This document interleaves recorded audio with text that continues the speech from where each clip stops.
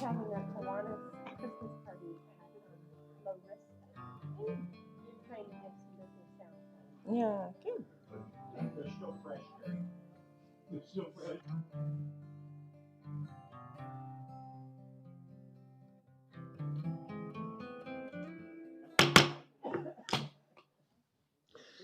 Well, welcome everyone to our study session this evening. This will be our work session, I should say. This will be the kickoff of our 2021-22 budget that we're starting the process now. I do want to thank, I saw Councilmember-elect Odie Harris and now Councilmember-elect Christine Ellis. I don't see where Odie went, but I saw him a minute ago, so he's around. Thank you all for also joining us, and we'll certainly want to get your input in all of this process, but it's important early on that you have the opportunity to participate with our budget process. So with that, I would like to call this meeting to order and turn this over to City Manager. Thank you, Mayor. Mayor and Council, it just seems like yesterday we were talking about the current budget of the Futures in Sight and the theme. I'm still looking for that future at this moment after the year we've had. But definitely it has been an exceptional year, and just want to take a shout out to all the city employees that have worked so hard this year with all kinds of issues going on in our world, both at home and at work. Want to start our budget kickoff for 21-22. Can't believe we're already there. Appreciate the opportunity to have this budget kickoff. Today, we do have a presentation, but quite frankly, we're looking for input from the council at a very high level. As you all know, we'll be back and we have a schedule at the end of the presentation for the typical series of budget workshops, et cetera. So with that, we are going to do some tag teaming over here. So Dawn is going to kick it off for us.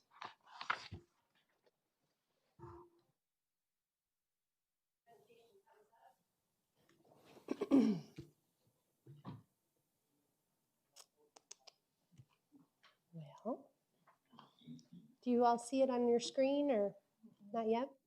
Okay, there we go. So let me take us back to this slide here. Good evening, Mayor and Council and public that may be tuned in to hear the FY 2021-22 budget kickoff discussion. I'm Dawn Lang, City's Management Services Director and CFO. Tonight we will be discussing the fiscal foundations that we rely on to ensure sound financial practices and to ensure our budget meets the needs of our Chandler citizens. Then our City Manager, Marcia Reed, will discuss significant budgetary challenges and organizational needs that will continue to be tackled in FY 2021-22. Next, Matt Dunbar, our City Budget Manager, will discuss the fiscal year 2021-22 Citizen Budget Survey results. We will then have an update on AZ Cares and ask some budget questions to help hopefully provide direction when preparing the New Year's budget. And then finally, Matt will discuss community capital needs and wants and bond authorization and end with key budget dates. So let's get started. There we go. Each year we look at our community, what our community is experiencing, and we try to define a theme for the upcoming year. This has been a year like no other, and we could not have gotten through it without Team Chandler coming together and working together. Therefore, as we prepare for the new budget year that begins July 1st, 2021, our theme this year is moving forward together. We thought of another theme called Chandler Unmasked, but we figured that might be a little premature. So we ended up with this one, which I think is much more timely. So with the continued tradition of transparency, strong financial policies, continued efficiencies, funding essential services, and a focus on maintaining infrastructure, we will continue to maintain the vision set by Mayor and Council of being a world-class city that provides an exceptional quality of life. The Council's strategic policy goals continue to build on the vision of its leaders. They maintain fiscal sustainability and provide great value to our citizens with conservative planning and forward thinking. Our council's strategic goals of being the most connected city, being a leader in trust and transparency, maintaining fiscal sustainability, attracting a range of private sector businesses, fostering a contemporary culture that embraces unity, and being safe and beautiful, as well as our focus areas, infill and development, innovations and technology, mobility, neighborhoods, and quality of life, continue to be a fiscal foundation in our budget process. Each service we provide or capital project that is initiated or planned is linked to a goal and focus area, which allows us to stay focused on the vision set by our city leaders. Another fiscal foundation that moves us forward, our Mayor and Council Capital Improvement Program guidelines. We have prepared our 10-year capital improvement plan under these guidelines for a few years now, and they have served us well. The plan would be to continue these for fiscal year 2021-22. Next, the City of Chandler developed strong financial policies many years ago that have been and continue to be the high standards set for stewardship over Chandler's financial resources. They are also a guide for sound fiscal planning and budgeting while maintaining fiscal integrity. Each year, the financial policies are reviewed and adopted as part of the annual budget. A thorough review and update took place in 2015, and 8 were adopted in January of 2016 by Mayor and Council. Since then, there have been 2 updates to the reserve policy, and the pension funding policy was added in 2019 and updated each year since. The updates to the city financial policies continue to institutionalize strong financial management practices, clarify the strategic intent for financial management, and define boundaries, manage risk to financial conditions, support good bond ratings to minimize borrowing costs, and comply with established public management best practices. The city's sound practices support our financial sustainability. Maintaining a AAA bond rating from Moody's, Fitch, and S&P rating agencies continues to be a focus.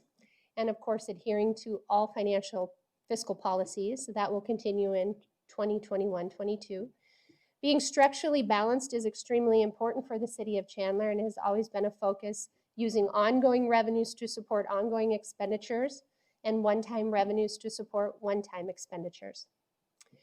Maintaining strong reserves. The city has held a 15% general fund contingency reserve that is appropriated that only the City Council can approve drawing from on an annual basis. That reserve was established in the current year, and we are recommending it continue into the new year. And then also, we've had a budget stabilization reserve that has changed the dollar amount slightly, but for the last few years has been at, or actually 2 years, has been at a $10 million minimum. And that is actually a reserve that is unappropriated but remains in our investments. We invest those dollars should revenues not come in as planned, or there be, you know, like a pandemic or something like that that might happen. It gives us the opportunity to draw from those funds and make the necessary changes that need to happen. And then finally, managing expenditure growth and maintaining existing services, which we've been able to as a team successfully during the current year. And then just to remind everyone, the current year 2021, there was a lot of challenges entering into the year.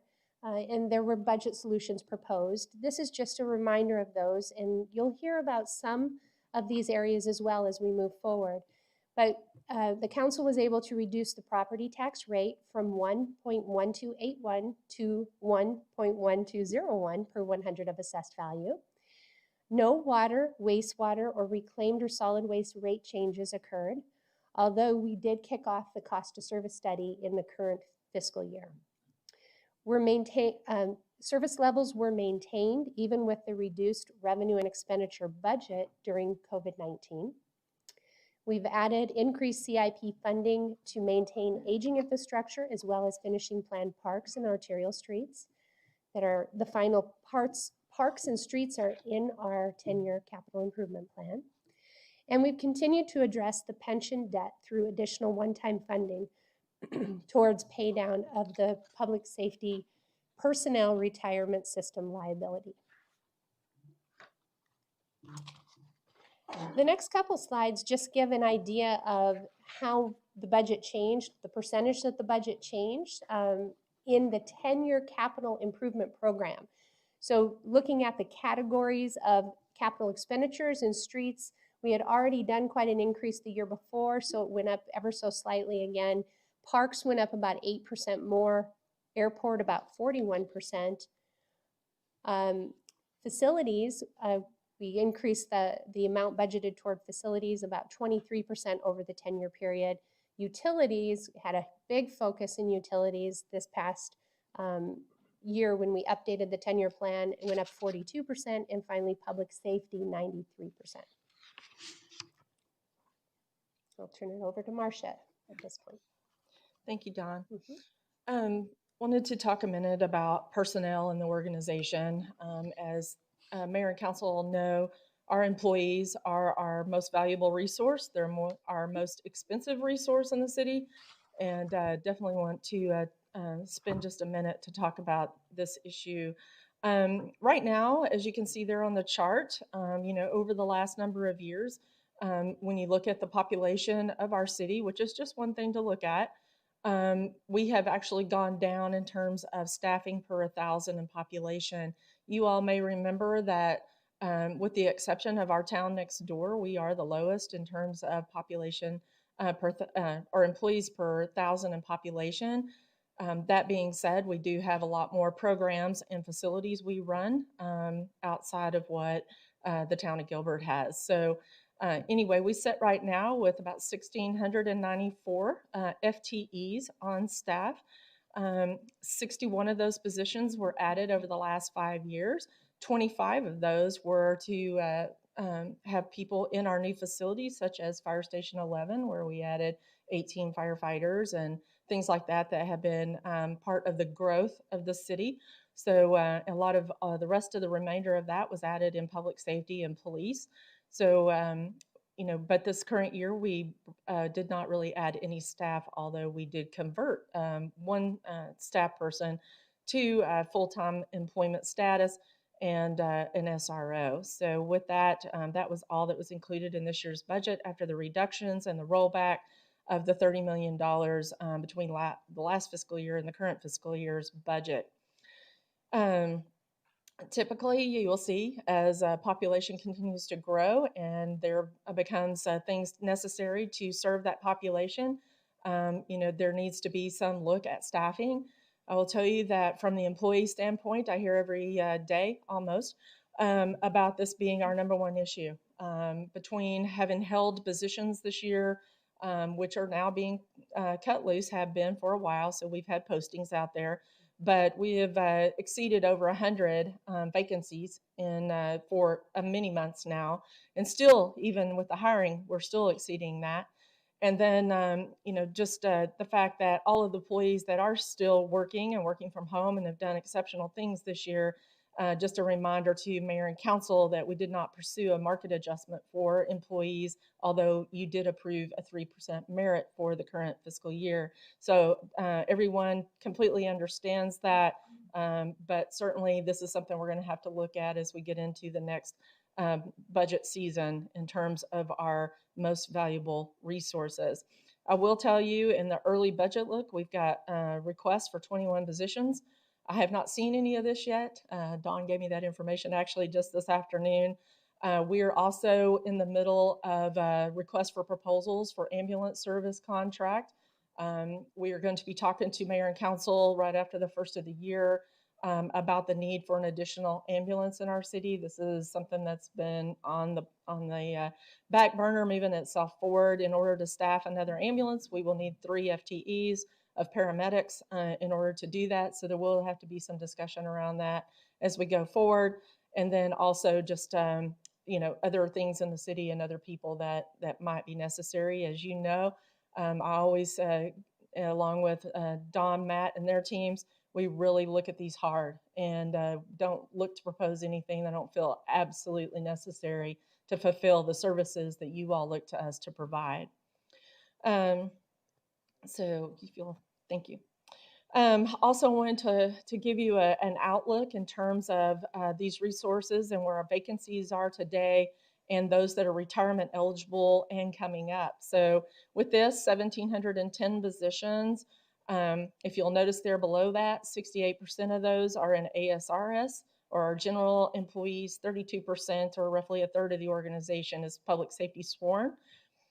We currently have today 112 vacancies, and so we are working to get those filled. Many of those are in public safety, but there are a host of those that were being held this year, and we're watching the budget and gradually trickling those out for postings. There, of those 112, 102 of those are general employees and only 10 in public safety. Retirement eligible, 278 will be retirement eligible as of the 1st of 2021. If you look at that, that's about 16% of the organization, which is actually down from where we were at about 23% that were retirement eligible probably about 3-4 years ago. So we've had a lot of retirements in the organization, but still we have a lot left that we know can retire. The other piece that we're going to have to really look at in the upcoming years as part of this budget, as you know, we always look out at least 5 years on those public safety sworn that are in drop. And so of the 42% of eligible police and fire sworn that are those that are actually in drop of the 55%, I apologize, that are eligible. So if you look there, especially in fiscal years starting in this next fiscal year, and then 23, 24, and 24, 25, we have significant increases of people we know will be leaving the organization because they are in drop. And we've got to start planning early, as you know how difficult it is, especially in police department, to get officers in and trained and up and ready to serve the public. Fire the same way, although we haven't had the hiring issues in fire that we've seen in police. So we're well aware of that. We use our public safety reserve, have had for a number of years now, to try to do early hires for those that we know are coming up in drop. But with these are pretty significant numbers, so we're going to have to take a look at that, and more to come as we get into the budget season. Challenges and organizational needs. I will tell you this list, it looks very similar. If you go back and pull out last year's budget kickoff, the slide hasn't changed a lot. So for personnel and staffing, as I mentioned, public safety retirement, but this is the unfunded liability I know you all are very familiar with. Our council member elects will become familiar with. And so we'll be having a budget workshop to talk about that, but that continues to be an issue for the organization as well across the state to make that retirement system solvent and keep it that way for our public safety employees.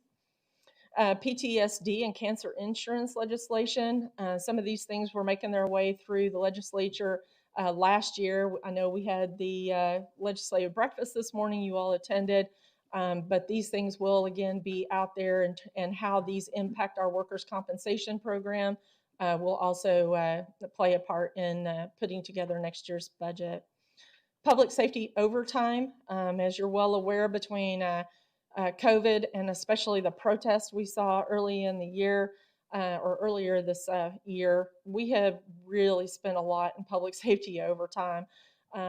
We have had it's typical that we pay a lot in overtime because to staff that, we look at that every year in bringing on FTEs versus paying overtime and any other way we can get these things covered. But nonetheless, overtime has been an issue and will continue to be. We're going to have to address retirement and vacancy impacts. I've already spoke to that. And then minimum wage changes and compression. So Don and team already looked. It looks like minimum wage may go up 15 cents this next year, which is a much better than the dollars that we've seen over the last couple of years. So probably not as much of an effect on our budget as we've seen the last 2 years, but still just know that that is out there and it will go up based on CPI in the future. In technology, this year has been remarkable in terms of technology. Sandeep's in the audience, but hats off to our IT team for everything that they've done to help get through COVID. You all got to use our new equipment this morning at the legislative breakfast. Anyway, I appreciate all the work that they've done. But security is an issue with our systems. As you all know, we hold many credit cards. We hold all kinds of things in utilities, in community services, and all of that on our systems of very private information. And we want to make sure our systems stay very secure. Innovation continues to be something that is out there. Even though we've had COVID this year and all sorts of other things going on, we continue to look at ways that we can innovate as things have been implemented, and I appreciate the organization's role in that. And then just the internal needs for technology. I appreciate the council's willingness to give us $7.7 million in CARES, which we're going to be talking about that here in a minute. But there are still technology needs in the organization, and we've seen that through our bond committees that are currently working. Other areas, just contract increases for ongoing operations, such as things like park maintenance and street maintenance, and those things that we have to do. Contracts are going up, construction cost is going up, and so those are things we're going to have to look at for this next year's budget. Just the impacts of COVID-19 and economic conditions, we continue to monitor that regularly to make sure that we are in a good place. I'm expecting we will see the next monthly report here in probably the next week, and we'll be getting that out to you. But things have actually looked better, as we reported out at your last quarterly budget discussion, than what we had thought early on in the pandemic. And so, which is good for the city, and certainly will help as we're looking for ongoing and capital needs into the next fiscal year. And then just overall legislative impacts. You had a really good meeting with our representatives from District 17 and 18 this morning, but we always are out there making sure what might hit us from a legislative perspective, such as digital goods that was talked about this morning, and Ryan and his team work hard to make sure that we protect our finances as much as possible. And then equipment. A couple of months ago, you heard from facilities in terms of just facility maintenance, but also fleet and other equipment sustainability. We did complete an audit of our fleet 3 years ago now, I think, and we are still underway with an equipment audit, and that should be wrapping up soon. But how are we going to go about sustaining that? Could be some discussions as part of this year's budget. Mayor. Councilmember Orlando. Thank you, Mayor. So, Ms. Reed, Marcia, sorry, Ms. Reed. Wow. I'm feeling old. Yeah. So, I want to talk more about the employees. Mhm. And you're right, they are our most valued, resource. And we say that, but we really have to figure out what we're going to do here. Now, out of the 112 vacancies, how many of those actually have Rex on the street? Councilmember Orlando, Mayor, Councilmember Orlando. I did not pull that up right before I came down here. I can certainly provide that information. I will tell you, I signed off on a 17 more today, because it seems like it's kind of, I've been talking to Ray Lynn. As fast as I've been signing, the number keeps climbing. So, as far as hiring goes, though, it has not gone as well as I think that we had some discussions up here. It might just with people without jobs and things like that. We've talked about that a little bit internally, and we have a different competitive environment than a lot of folks that are right now typically out of employment. A lot of our positions require certifications or licenses and things like that are a little bit different than others. Typically, our competitive market is other cities, and with other cities in the same position we are, are people really looking to move from city to city right now, given the whole COVID issues that are going on and things like that. So we have been able to capture some really good hires, but I will tell you, we have some areas that I'm a little concerned about in terms of being able to get people on staff. So again, maybe that's something we could talk more about. Obviously, with a high unemployment rate, you're going to get good quality people. Maybe don't have a certification here or certification there, but and again, I'm not trying to drill down a little bit, because again, I know we have a threshold. But by the same token, if you have a good candidate that comes in here but's missing a certification, how easy for that person to get that certification once he or she's on board? Um, you know, if we're casting this net wide, you're right. I mean, we shouldn't be going to Scottsdale or Tempe or the other cities because they're in the same shape we are. So how do we creatively get these candidates in here? Perhaps, you know, get the certification in order to be able to move us forward and get these recs filled. I guess that's my question to you, and come back if you want, give us some answers. But you know, I can understand a waste, you know, someone that, you know, has been in health and safety and needs certain certification to inspect. I get all that, and you don't want to shortchange it. But if we have somebody in industry that has done similar, or military that's done similar things, how do we transpose that to a job here in Chandler? Yeah. So Mayor, Councilmember Orlando, I will give you, and we'll be happy to come back and dive into this as deep as council would like to hear. But for one area that I have concerns about is our utilities, our plants. And we have to have water operators, wastewater operators, electricians with very high licenses because they're dealing with extremely high voltages out there and things like that, mechanics. Those are some of the areas. I will tell you though that John Knudsen has been working with HR and started what I will call like an apprentice program. Okay. So we can get some of those folks in, things like that, and then work to get them their certifications if they have interest in that. And so we are doing some of those things across the organization. I don't know them all off the top of my head, but we'd certainly be welcome to come back and discuss those with council. Others, you know, we have a lot of openings in police right now. And you all know with the environment out there in the world, how many people really want to be a police officer right now. And although we are doing everything we can to recruit, you know, and quite frankly, I think we had one of our best recruitments in the last recruitment that we've seen in a long time. And we're able to capture, I want to say 10 officers that are now in training. So, you know, we're having some successes, but a lot of it is just, you know, either people are just not interested or, you know, they just don't have those. Others are things like maintenance workers and things like that. A lot of those are hitting the street, and those, I think we're getting a lot of applications. So it just kind of varies depending on the department. But we are trying to do some things that, to your point, would help to grow internally Okay, and what we can do. And I don't want to be belaboring this because I know you're trying to work that issue. But again, I look at this 278 retirable eligible, and you got the 112 now. You potentially could be looking at 200 something early next week, or early next year, or sometime next year, and we haven't caught up on the 112. So I guess the challenge for all of us up here is to figure out how we could get this net wider, get this net, you know, be more flexible, but get good, solid people in here. Because again, I don't want to be the training ground, but I also understand that, you know, there's we do have good robust systems where we get people up to snuff and certifications. And if we have to spend a little more money in that area, that's fine too. Yeah, I would prefer to have Raylyn come, and if Okay. you all are interested in a presentation on that, let her do that for you as Okay, our appreciate HR director. Okay. And I'm not telling you anything you don't know, but you put it on this slide, so.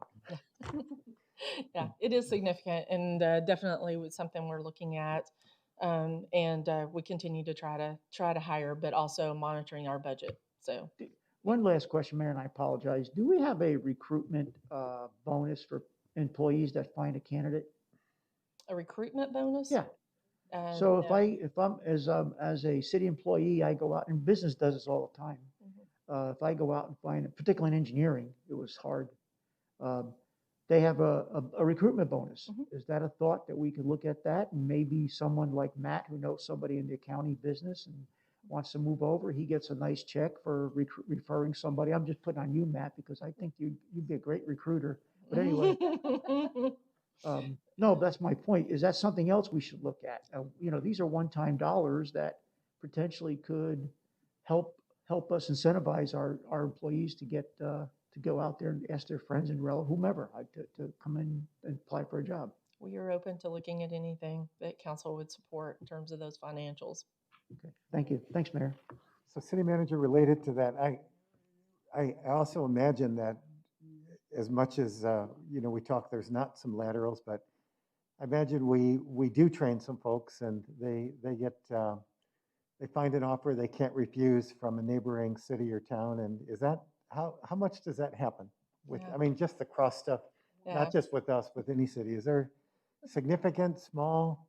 Yeah, you know, we don't see a lot of people actually leaving our organization. I will tell you that in the past year, it's been unusual.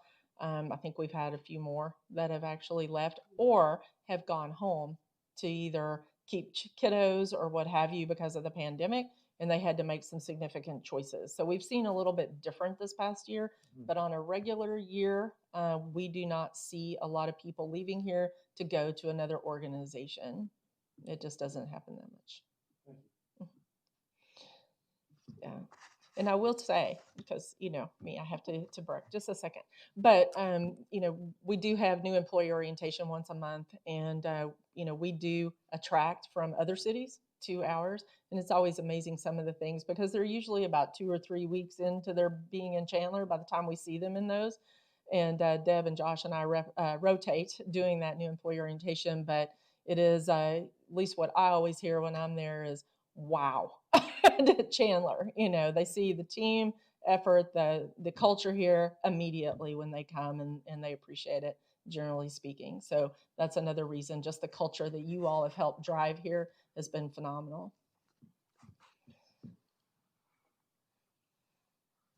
All right.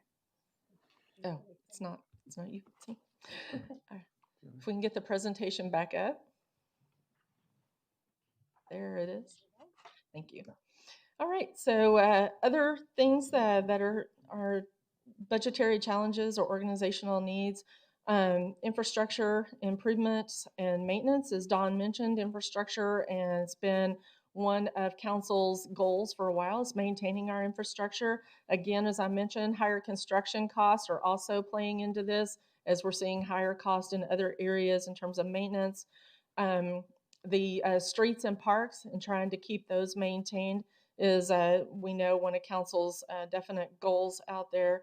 Our aging infrastructure overall in the city is something we look at, and I appreciate the council being willing to add dollars to that, as you saw on the graphs a while ago, for the current 10-year CIP plan. And then technology and fiber is something coming that we've been working on a fiber study the last 2 years. This is something that's being looked at currently by one of your bond subcommittees, and we'll be talking about that as we come forward. And I bypassed aging facilities, but Mike Hollingsworth was in front of you a couple of months ago talking about the need for our facilities. And so we'll be looking to see what we can do as part of the budget process, maybe to help in that area. For utilities, obviously, Mtel, one of our, well, the biggest of our industrial users, both water, wastewater, anything they do on their campus impacts our revenues in both of those enterprise funds. And so we continuously meet with Intel and what their projections are. We're right in the middle of a cost of service study, so more to come in next year in regards to cost of service. Aging infrastructure and upgrades, also in our utilities, our pipes, both for water, wastewater, plants, pump stations, lift stations, you name it, our wells. We're constantly looking at that, and I appreciate Public Works having a very well thought out maintenance program and replacement program that is now part of our CIP. In solid waste, as you are very familiar with, recycling continues to be something that we're looking at.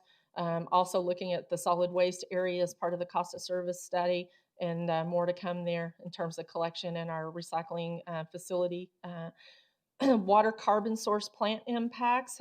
This is the trihalomethane issue that we had an exceedance on about 2 years ago. Currently, utilities is working, although they have it completely resolved, so I don't want to leave that idea with anyone.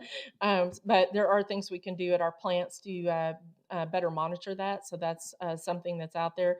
And then advanced metering infrastructure, or automated water meters, as they're better known.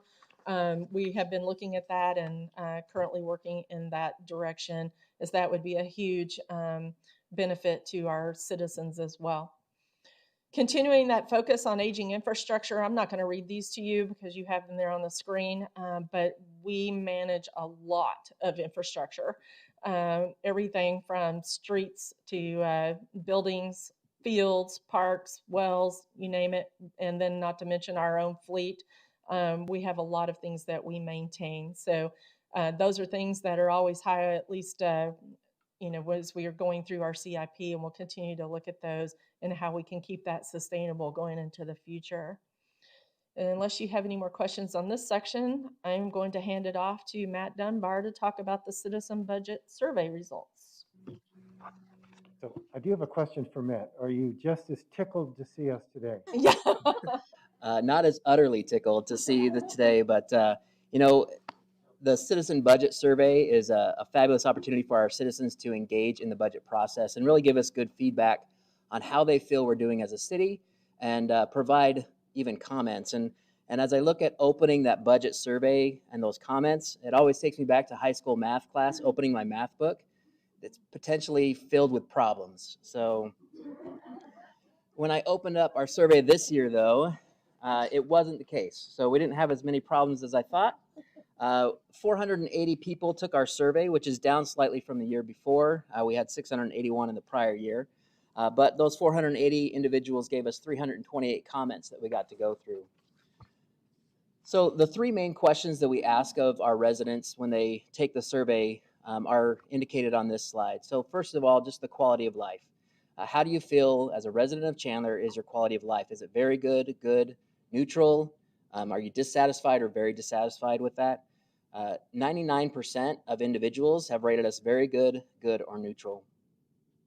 And we asked the question, how about a good return on your tax dollars? Everyone's concerned about paying taxes, but when you do pay taxes, are you getting the services you expect from the city you're paying them to? 36% strongly agree with that, which is a phenomenal number. 47% are on the agree, and 13% neutral for 96 total percentage, which is also very high. And then just overall, for the city services that we provide, how satisfied are our citizens with those services? 42% were very satisfied, 48% satisfied, and 8% neutral for a total of 98%. As an addendum attached, Councilmember Orlando asked that we provide a 5-year comparison of these percentages. And so that's available to you if you pull up is it an Elmo or whatever the document presenter is, it's on that. But that just kind of shows overall for the last 5 years how those percentages have changed. One of the great indicators, if you look at the very good, strongly agree, and very satisfied categories, those all, for the most part, have gone up continually over year. So whereas 5 years ago, 43% rated us very good at quality of life, 59% now are rating us as very good quality of life. So those indicators, we are trending to the higher side of all of those questions, which is fantastic. As I mentioned before, they do have an opportunity to leave comments as well. And just as a kind of some variety of the topics that are included in there, the number one topic that was generated through the comments was actually focused around how much people love Chandler. They love our facilities, they love our amenities, they love our parks, they love the cultural events that we have. So there were a number of comments. That was the number one comment getter, was just how much people enjoy living in the city of Chandler and love what we provide to them. The second comment that was the most common was related around parks and facilities maintenance, that there are some needs in some of our facilities and some of our parks for increased maintenance and improvements. The next was centered around less growth. There are some concerns about traffic, concerns about growth, and taking down some of the agricultural lands that people are familiar with seeing as different opportunities to put different developments on those lands, was another top comment. And then as well, art and performances. There are a lot of comments that really enjoy the arts and the culture that we provide and the performances that are provided here. In fact, one of the comments was, or the questions through the survey was, after COVID or even during COVID, what would you like to see more events, either online or in person? And both rated very high as far as, yes, we would like more in person, and yes, we would like more virtual events. So people really enjoy the events and the amenities that we provide them. Again, the full results of the budget survey are available online. The public can go out there and take a look. They can read all the comments. They are unedited comments, so punctuation, grammar errors are all out there. That's not the city doing that. We just take them as they come. But they're available out there for anyone to see all the responses. A lot of great information, and overall, just the love of Chandler, that sentiment is fantastic, I think. Vice Mayor. Thank you, Mayor. So Matt, thank you for pointing out the, both Matts. Matt, thanks for asking for the, for the data, and this actually is very, very telling. As you did allude to, that we had the highest ever, very good, strongly agree, and very satisfied. But in this time, and especially in Arizona and Chandler, where a lot of people, I would say, are leery of our leaders sometimes and do question what the government is doing with their money, for to see this kind of uptick is awe-inspiring. And that is, again, from management, city manager, to the staff, all the directors out there, public safety, and everyone that talks and interacts with our citizenry. That means that the positive attitude and the teamwork that we want our community to know that we have is showing through. And then one of your comments on some of the, I know people are worried about the growth, and we do plan for that. That's why we have general plans, and we have master plans of this, that, and the other thing. What is it, 40 some other master plans that we have within the city. We do plan for this growth, and to a certain extent, why should we exclude people from coming and enjoying the great city of Chandler? So that's my selling point, to get people to move, and hopefully we'll get some employees to come over from some other neighboring cities that way. Thank you. All right, and with that, I think that's it for the budget survey. I'll turn it back over to Marcia. She's going to talk about some of the AD Cares update and budget questions. Yeah, thank you, Matt. So, Mayor and Council, as you're well aware, right before the current budget year vote was taken by you all, we did receive just short of $30 million in AZ Cares funding. We subsequently came to Council and asked for you to program that in 3 particular areas, being business assistance, our vulnerable populations, and our own operational continuity, as I mentioned earlier. I wanted to take this opportunity to give you an update on these AZ Cares dollars, and so I'm going to bring up some directors. We're going to start with Micah to give you an update on the business assistance program.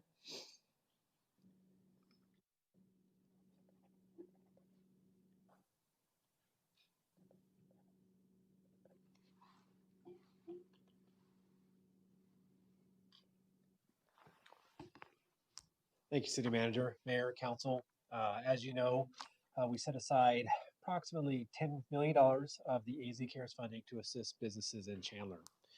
The funding was primarily broken down into 2 program areas: the I Choose Chandler Business Hiring and Retention Program and the I Choose Chandler PPE distribution program.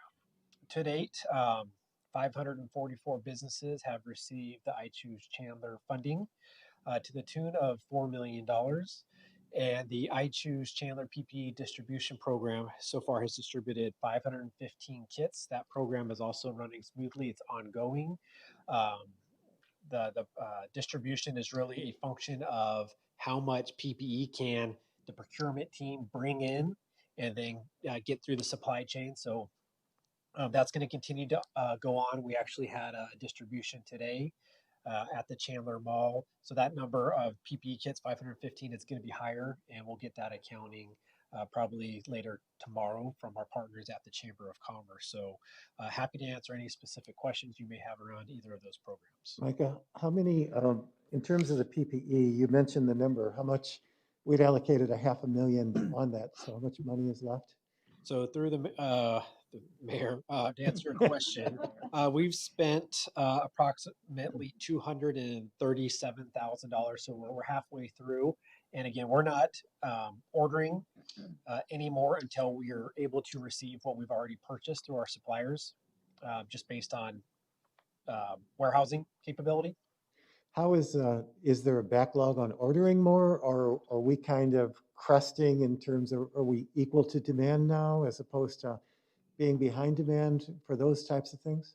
So, Mayor, we've budgeted for about 1,875 kits to go out. We've only distributed about 515, and part of that has just been the ability to get full kits to get out. So as we're putting the sanitation supplies together, the mask, the stands, the additional sterilizing material, we're getting those in piecemeals, and so we're not wanting to send kits out where somebody's gonna have to come back. So the program's going smooth. We anticipate going through all of it. The chamber's been doing a very good job working with local businesses to ensure that they're taking advantage of it. And within the scope of what we can do with CARE dollars, I believe I speak for council and our council elects, is that we would, if there is some innovative ideas of further ways to get that money out, if we've kind of peaked what we can currently do, I don't know if there's, it seems like we've advertised this wherever we can, and some people have responded and not, but I believe we would certainly be open to see how can we, again, get the other, the remaining of these dollars, the other 6 million into the community. So we're certainly open to innovation that stays within the parameters laid out for us, and would love to see that remaining dollars disseminated into our community. Mayor? Councilmember McClymans and Councilmember Orlando. Thank you, Mayor. The, Micah, two questions. Are you considering doing I Choose Chandler Part 2, the doubling, or anything that we had discussed a few months back? Through the mayor, council member, I think that's part of our budget discussion tonight is where does council want us to go? So we're definitely able to go forward and do a I Choose Chandler business retention hiring program. It's a program that we've worked out all the kinks internally and with our external partners. So we could definitely go forward and launch that again after the new year if that's something council would like to do. It's something I think from a staff perspective where we see value in it. We got a lot of positive feedback from the businesses who took advantage of it. So I think that's part of the feedback we're looking from Mayor and Council tonight is that something you want us to move forward? Okay, I had a follow-up question. Can you expand upon that? What does that mean? Is it retention or is it new hiring? You know? It would be retention, right? So the I Choose Chandler program had two components. It was for the retention of employees or adding new. Oh, okay. So, in a few months back, Council meeting, I broached the idea of the matching gift cards and tying it to retention as well and using that mechanism. Have you looked into that program? Through the mayor, Councilmember Clemens, we did. We benchmarked with some of the other communities out there. We didn't see it as being sustainable. And so we launched a couple of other programs through the I Choose Chandler where we're actually physically buying the gift cards and then doing online raffles to generate interest at those companies. And so the feedback we got from the business community through doing that was very positive. It leveraged up on the shopping local, which what we were trying to do. It leveraged up on getting people into those businesses and gain them additional exposure outside of those gift card programs that we had been solicited. So we looked at it. We got feedback from other stakeholders that they just weren't getting the uptake that they expected. And so we didn't. But was it from the perspective of, if I went and purchased a $100 gift card, I'd also get another $100 gift card. So me as a consumer, I'm effectively doubling my money. And then the business that we're helping just, gain $200 in revenue.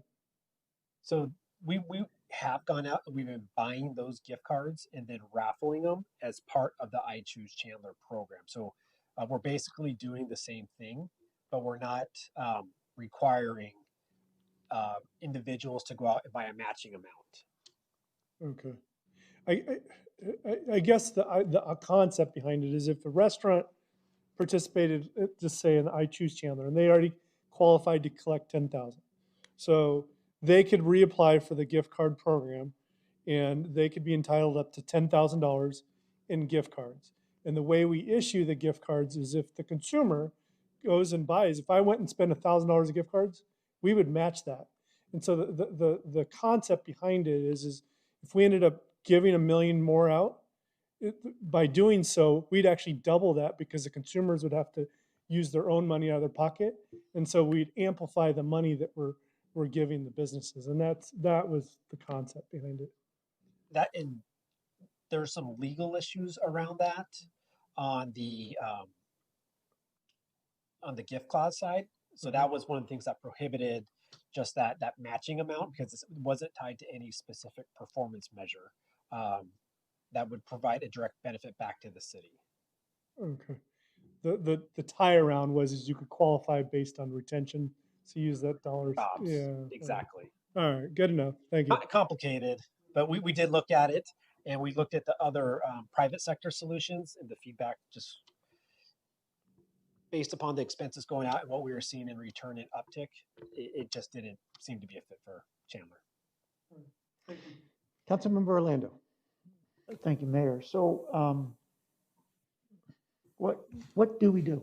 I mean, we have 5 million plus potentially another 6 million here left in this pot of money. It was given from us from, the governor from Congress. Congress is talking about another $129 billion, whether they get there or not, which I'm sure we'll get a share of that. Yet I don't know if we are spending fast enough to help keep the economy going is what I'm trying to, diplomatically say here. What do we do? How do we get this money into the hands, whether it's, Councilmember McClendon's ideas of, because I know a lot of businesses are doing this. They're coming back and saying, buy a $100 gift card for $75, right? That's incentivizing them to get the cash in today. Can we do the other 25%? These are the type of things we have to do something to get these businesses, helping them out for the next maybe 4 months, 5 months. So what are your thoughts on this? What are you hearing from the community, the 544 businesses that you've given money to, plus the 515 kits? I guess I'm feeling that have we stopped? Have we slowed down? Give me the metrics here, the barometer here. So through the mayor, Councilmember Orlando, the I Choose Chandler Business Retention and Hiring Program closed mid-December. We closed that out for a variety of reasons. The barometer feedback from the business community was they were very appreciative. The other part looking forward is what do we do with the remainder? And that's the question at hand. Given that it's a new year that we're heading into, we could re-up the program and satisfy all of the legal requirements around it, looking at the net impact to the city and do it again. That's one thing. We've got other ideas around other programs that we could prop up to support some of those industries that are still struggling. Tourism, one of them, are hoteliers as a area of concern. So there's a couple of things we can do. The I Choose Chandler program is the quickest and easiest thing that we have off the shelf that fits all of our legal framework concerns that we have to work within. And I see Kelly nodding her head over there. That's still a issue we have to do. The PPE, I don't see going away. I think we're going to go through the PPE kits with the chamber pretty quickly. So I would think we would want to put more money back to that. And that's the biggest thing. I think the reality is $10 million, $20 million, there's not going to be enough amount of money coming to us to put into an economy the size of the size of Chandler to sustain the businesses at the level they're used to pre-pandemic. The only way we're going to be able to ensure that these businesses survive is to get people engaging in commerce safely and locally. And so that's where the I Choose Chandler, that's why everything we've done has leveraged up to engaging in commerce locally, supporting our local business in a safe way. And so anything we can do to really continue to press that message forward, from my perspective, is the only thing that's going to satisfy this. We're just not going to have enough money through the state or the federal government to prop up all of these businesses. So anything we can do to encourage folks, get out there, support our local businesses, that's where the discretionary spending really lies to support our businesses. Well, I'm inclined to look at what Councilmember McClendon say. I know other cities have done similar programs. I believe Mesa did, right? Jeremy, do you remember? Tempe, it was a Tempe, I apologize. So how did they do it? Yeah. I so mean, through the mayor, Councilmember Orlando, that was one of the platforms we looked at. The performance would be what I would consider subpar. I think the average benefit to each business was like $40. in consumer spending, obviously that's not going to be enough through the program that we evaluated. There's other things I think that we can continue to do and will do to Okay. get Chandler residents supporting their local I don't want to belabor this, but I think what I like to see us do, at least from my standpoint, is come back to us early, next year, prior to the end of this year, give us some ideas of how we get this money into our community. Mhm. Because the last thing in the world I want to do is to go to our congressional delegation, our state delegation, our governor, and say, I need more money, and we haven't spent, we have here. So I know you understand the dynamics, but again, that's something we really need to pay attention to. I know the Leah's team comes back all the time with ideas, but I'm just teasing you, Leah. But I know, yeah, just keep sending her, right? Yeah, she's gonna want your money, so you better hurry up and send this one, okay? Now, seriously, all kidding aside, we definitely open to whatever ideas you have to get this money back into the community. Yeah. And that's why, if council wants to move forward, staff is supportive of re-upping for the next fiscal year, the I Choose Chandler Business Retention Hiring Program. It's a simple one-page application, send out your 941s, your W-9s, and $1,300 per business or employee retained can be cut within 2 weeks. So it's a quick way to get money out there. It's proven. The $4 million went pretty quick. Okay, well, like I said, I think we want you to spend that money to help Absolutely. us out, okay? Thanks, Mayor. Councilmember Rowe. Thank you, Mayor. So here we are at COVID. I would say about CARES dollars, this is about all of Chandler. And so you're the economic development guy, but this money was about trying to make a difference for the whole community at any level and any place where we really could make a difference. And I think COVID is going to play us along for we're going to have some involvement with that for another year, I believe. And how much it will or how little it will, how much it will impact the economy or people that are out of jobs or evicted from their homes and that sort of thing. I think that we need to be very careful to spend this money where it's effective. And you made a suggestion that, that we use it to promote business, but to try and give people or businesses individual money wasn't that effective, and you didn't feel like it was that effective. Well, we have done that, and maybe this council will want to do that. But I don't feel like this money should be on fire. I don't think we need to, if we take a little while to spend it, then we take a little while to spend it. And I don't have any great assurance that we're going to get another giant pot of money. I think we were surprised that we got this. And so let's use it carefully and meaningfully. And if you can say it meaningfully, but so anyway, we'll listen to your ideas and let's try and do the right thing. And Micah, by re-upping this program, there were some businesses, I could think of some restaurants, et cetera, that were fairly new and didn't have a comparison. And so they would be able to apply if they were not eligible the first time as well, right? So they feel all the pain, but don't have the historical record to say that we've retained through, or we've compared to where we were pre-COVID. Is that correct? Mayor, that is correct. So the way the initial program was set up, having some sort of benchmarks in place were required. If they've been in business for the past year, those benchmarks have been satisfied, and then they would be eligible. And we even made some tweaks throughout the program where we were looking at a quarterly basis to try and make it easier for those businesses who didn't have that December 941 or sole proprietorship data in place then to look back at the nearest quarter. So we were looking at creative ways throughout the year to help get these dollars out there. And that's a perfect example. So if they weren't open for business at that time, they're open for business now, we can get these dollars out to them. Okay, thank you. Councilmember McClements. Yeah, so I would be supportive of part two, the doubling. But from the perspective of last time we layered it, most affected than the second. I would just say do it all. You'd be wide open. And Councilmember Rowe, the only thought process though, as far as trying to inject the money into the business community as soon as possible, if we truly in the next 6 months are able to vaccinate the population so people can get back to some level of normalcy, if we can inject the businesses and keep the employees employed so they can survive during that time, that would be the antithesis of getting the money out sooner than later, at least for the business community, so they can retain the employees and whatnot.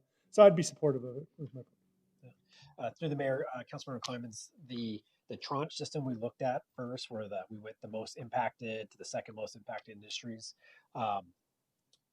You're correct.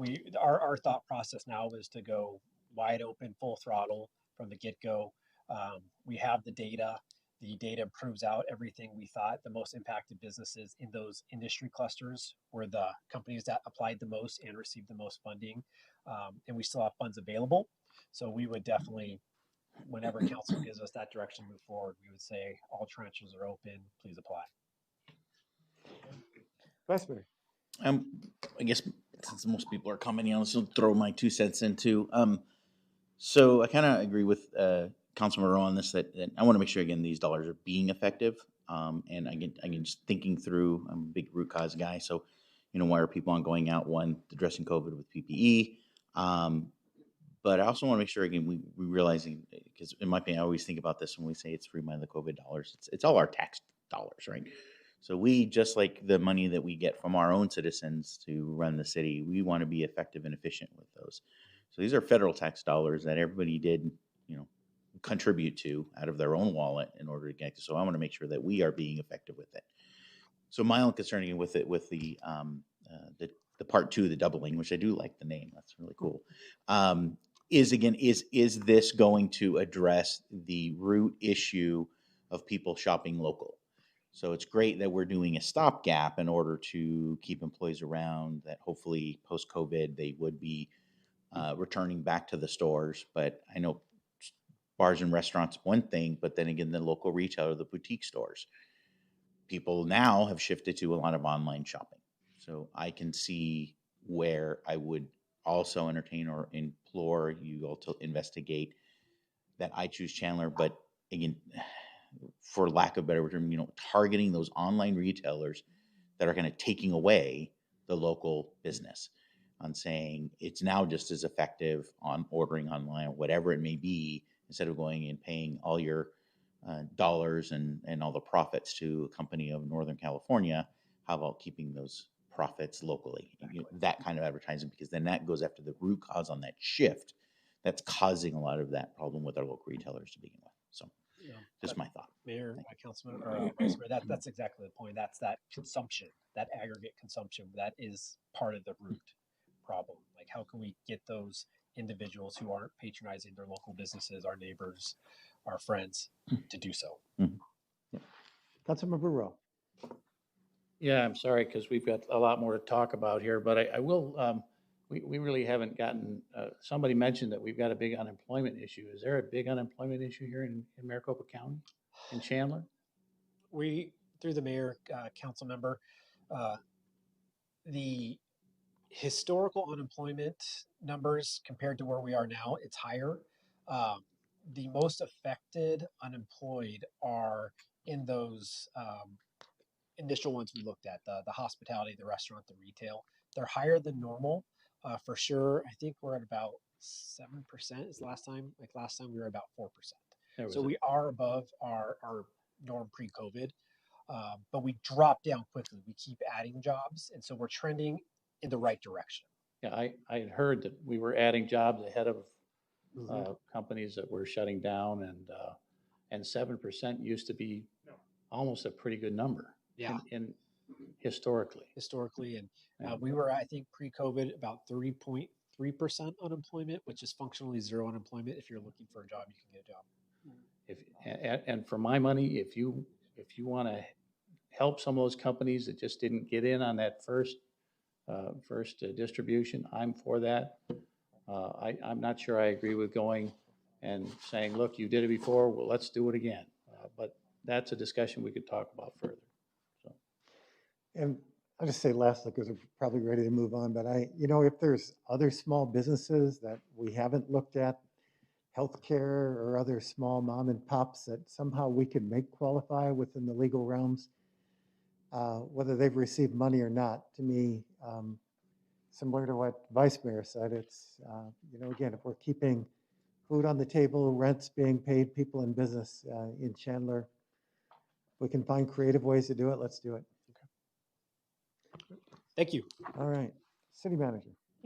Mayor, thank you. I just kind of wanted to wrap up with what Micah had said. So the staff's proposal is to continue to spend the $9.5 million. We would like to open, as Micah mentioned, the I Choose Chandler again right after the new calendar year. I don't want anybody writing you emails. I think Micah said fiscal year, so the new calendar year in January. And again, to some of your point, some of these businesses might be able to qualify now that were relatively new this year. So is that agreeable amongst the council members to do that? I'm hearing a yes on that. Okay. In terms of, so All I'm right. seeing heads nod. Heads are nodding. I'm pretending that Councilmember Stewart's head is nodding, so I'd say that's a yes. Okay, we will look to do that. Thank you. Next, I would like Leah Powell to come up and talk about the vulnerable population piece of the CARES dollars. While she's coming forward, as you all are well aware, there is an item that was added to the agenda for tonight. I would respectfully request, Mayor, that that item be pulled to action so we can have a full conversation on it when we get to that point in time this evening. And with that, I'll let Leah tell you where we are with the vulnerable population. Good afternoon, Mayor and Council. Thank you very much. So you did do an allocation for the vulnerable populations of 1.855 million on that. The majority of those funds have gone out to 32 nonprofit programs. All of those dollars are encumbered at this point, with the exception of one program we need to do our reimbursement on our heat relief that took place this summer. The remaining funding, which is included in that remaining funding that you see, and then the bulk of the remaining fund is in the staff positions that we hired. We were able to hire our family self-sufficiency specialist, 2 outreach workers, our CARES team, and an additional navigator, and a part of another position that we had that's working directly with the nonprofits to keep in contact with them and see what their needs are.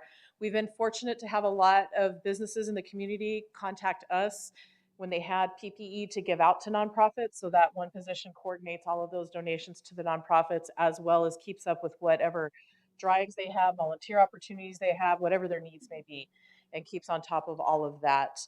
And so the remainder of the funds are for that. We also have our damage mitigation fund, which quite frankly, we hope to not have to spend. That's the backup funding should we have an issue with any of the hotel rooms that we're using for people experiencing homelessness. And we did start a landlord incentive program, which is just barely kicking off. We've got our first landlord that signed up, but the idea behind that is to get more landlords to come onto the Section 8 program so that we can get people who have vouchers able to find housing. So again, the majority of those funds really are kind of left on our internal programs, and we'll be spending that through the end of the fiscal year. And then as far as the nonprofits go, we continue to monitor them really literally almost on a daily basis, in constant communication with them, and making sure that their needs are being met, or if there's any new circumstances that they're encountering, they know that they have some communication with us, and we can see if we have partners out in the community that can help them fill whatever their gaps may be. We did complete our application process for this next year's fiscal year 2021 funding. And we have received more new applications than we have in the past, which we kind of anticipated. And there are still requests for things like PPE in those applications. So staff is going through those applications now. They will be coming back to you in the early spring for CDBG and in May for the general fund. Any questions? Any questions, Council? Thank you. Okay. Thank you. Yes, Sandeep, I'd like you to come up and talk about what is going on with our IT infrastructure.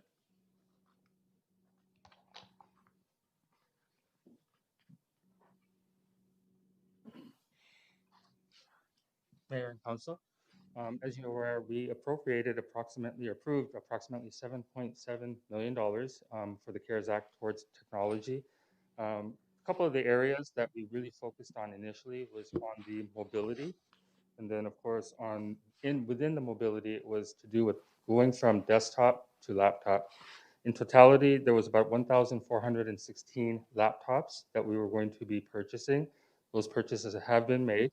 About approximately 15% of those have now been deployed. By the end of December, we anticipate that number to be at about 30%. And we are actually on target to meet the deployments by the end of the fiscal year at 100%. Along the way, we're also experiencing some of the older machines that are up for replacement. They might fail or whatnot. So sometimes what we have to do is kind of address those, get them replaced as well. And so it's a little bit of a combination of, we have our roadmap, we're targeting department by department, but when we do run into issues, we'll go ahead and resolve that. And so that's really on the laptop front. The second component that we really focused on up front was the conference rooms. We identified a totality of approximately 27 conference rooms here at the city that were categorized as priority A, or the highest priority, to get upgraded. With that, right now where we are at is about 41% of the conference room upgrades have been completed. That's 11 conference rooms. 15 will be done by the end of this month. And then by approximately the end of March, we should have the remainder completed. And that'll take us up to 27 conference rooms with the full upgrade.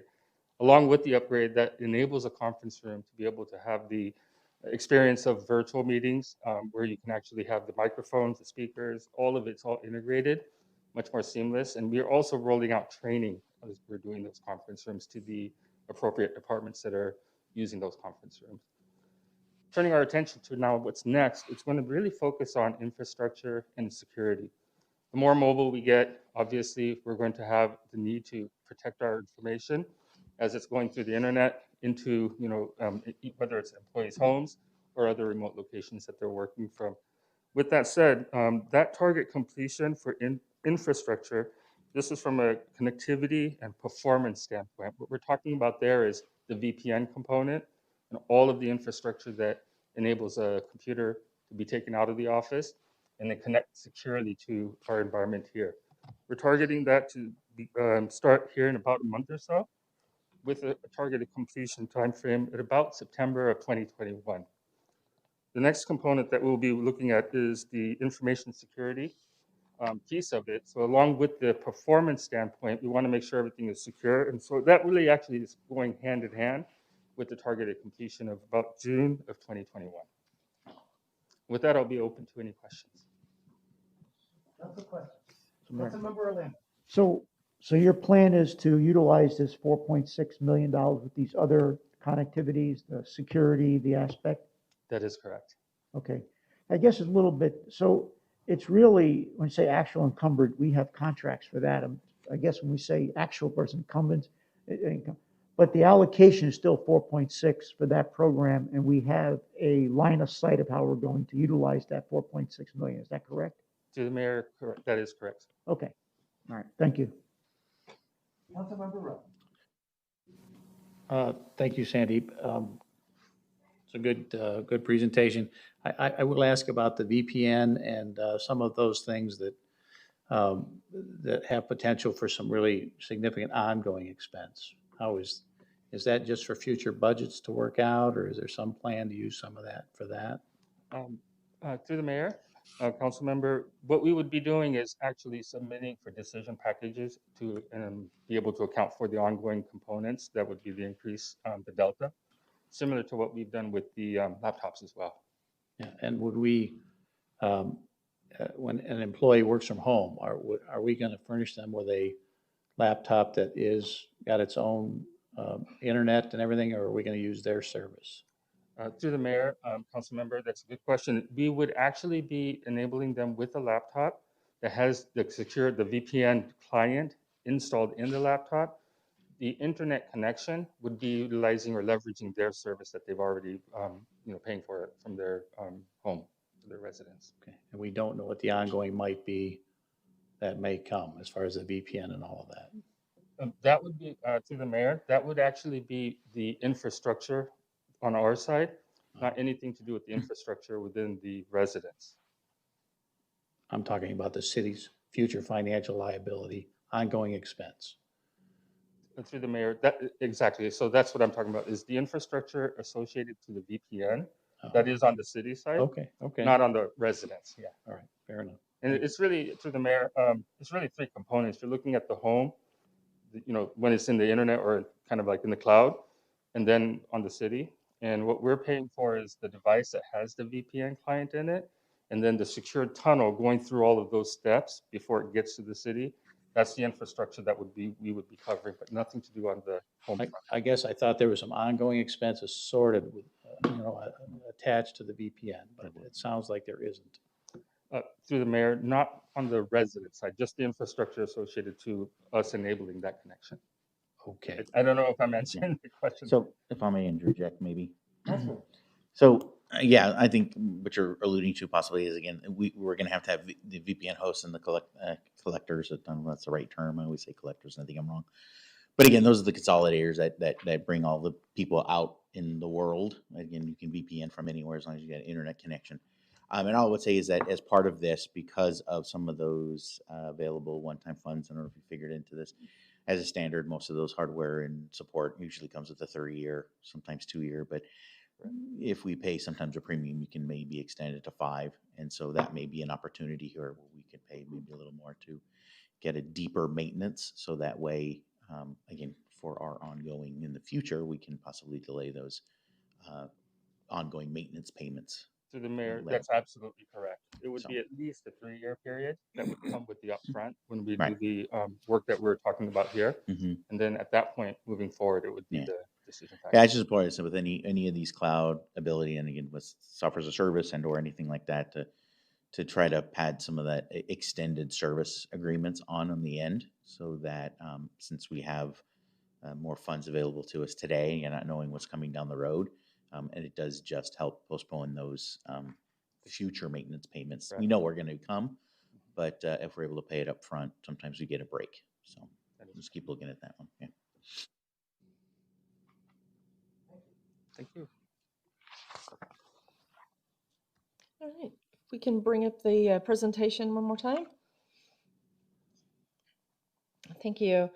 And the next slide. And want to talk about the 21-22 budget questions. A number of these you've seen every year that we've done this budget kickoff. But we've already covered 1A there in terms of the I Choose Chandler campaign. The additional needs for cap, utility, and rent, as I requested, we can maybe talk about that, Mayor, at the regular meeting in interest of time at this point. Number 2, maintain the primary and secondary tax rates. That has been a general statement by the council the last number of years that I've been your manager. So unless there is someone that wants to discuss that, I think we have a fairly good idea as to where the council stands. Maintaining our AAA bond ratings, can't stress how important that is, especially as we're out there right now working with the bond committee and what that might lead to next year. So I know that is of high interest of the council. The general fund reserve, as Don mentioned earlier, we have a 15% reserve for general fund, a $10 million budget stabilization reserve. Just open that up unless anybody has any wishes differently than that. Mayor, the only question I'll say again to discuss primary, secondary tax rate, again, we don't know what the needs are and what we need to look at first before we start addressing that issue. So as I said the previous 2 years, I'll say it again for the third time. I really can't commit to that because I don't know what those needs are. I don't know what they're going to be. I don't know what the excess value will be, which comes out in August. So I think it's later this year, the case is. So I really can't commit to that right now. I mean, obviously I'd like to keep it as low as possible, but by the same token, I also want to make sure that the Chandler residents are seeing an impact to their dollars. And I would say I could commit to the principle and planning on going ahead. And if there are some irregularities that would warrant to the level, glad it was on. Good save, Mayor. That Councilmember Orlando is, we can certainly bring it up, but I think it's commitment to that principle that you're asking, and Yes. because we'll always address needs and irregularities in our budget. You are correct, Mayor. Mayor. And we will be, if there are something that involves those discussions, we will certainly be bringing that up. We are way early, just looking for your philosophical discussion at this point. So Yep. thank you. The PSPRS pay down plan, I know we've talked about this for a number of years now. I'm assuming that council wants us to continue and bring back, if we have any options to continue to pay down our unfunded liability in that regard. So that is another thing on the list.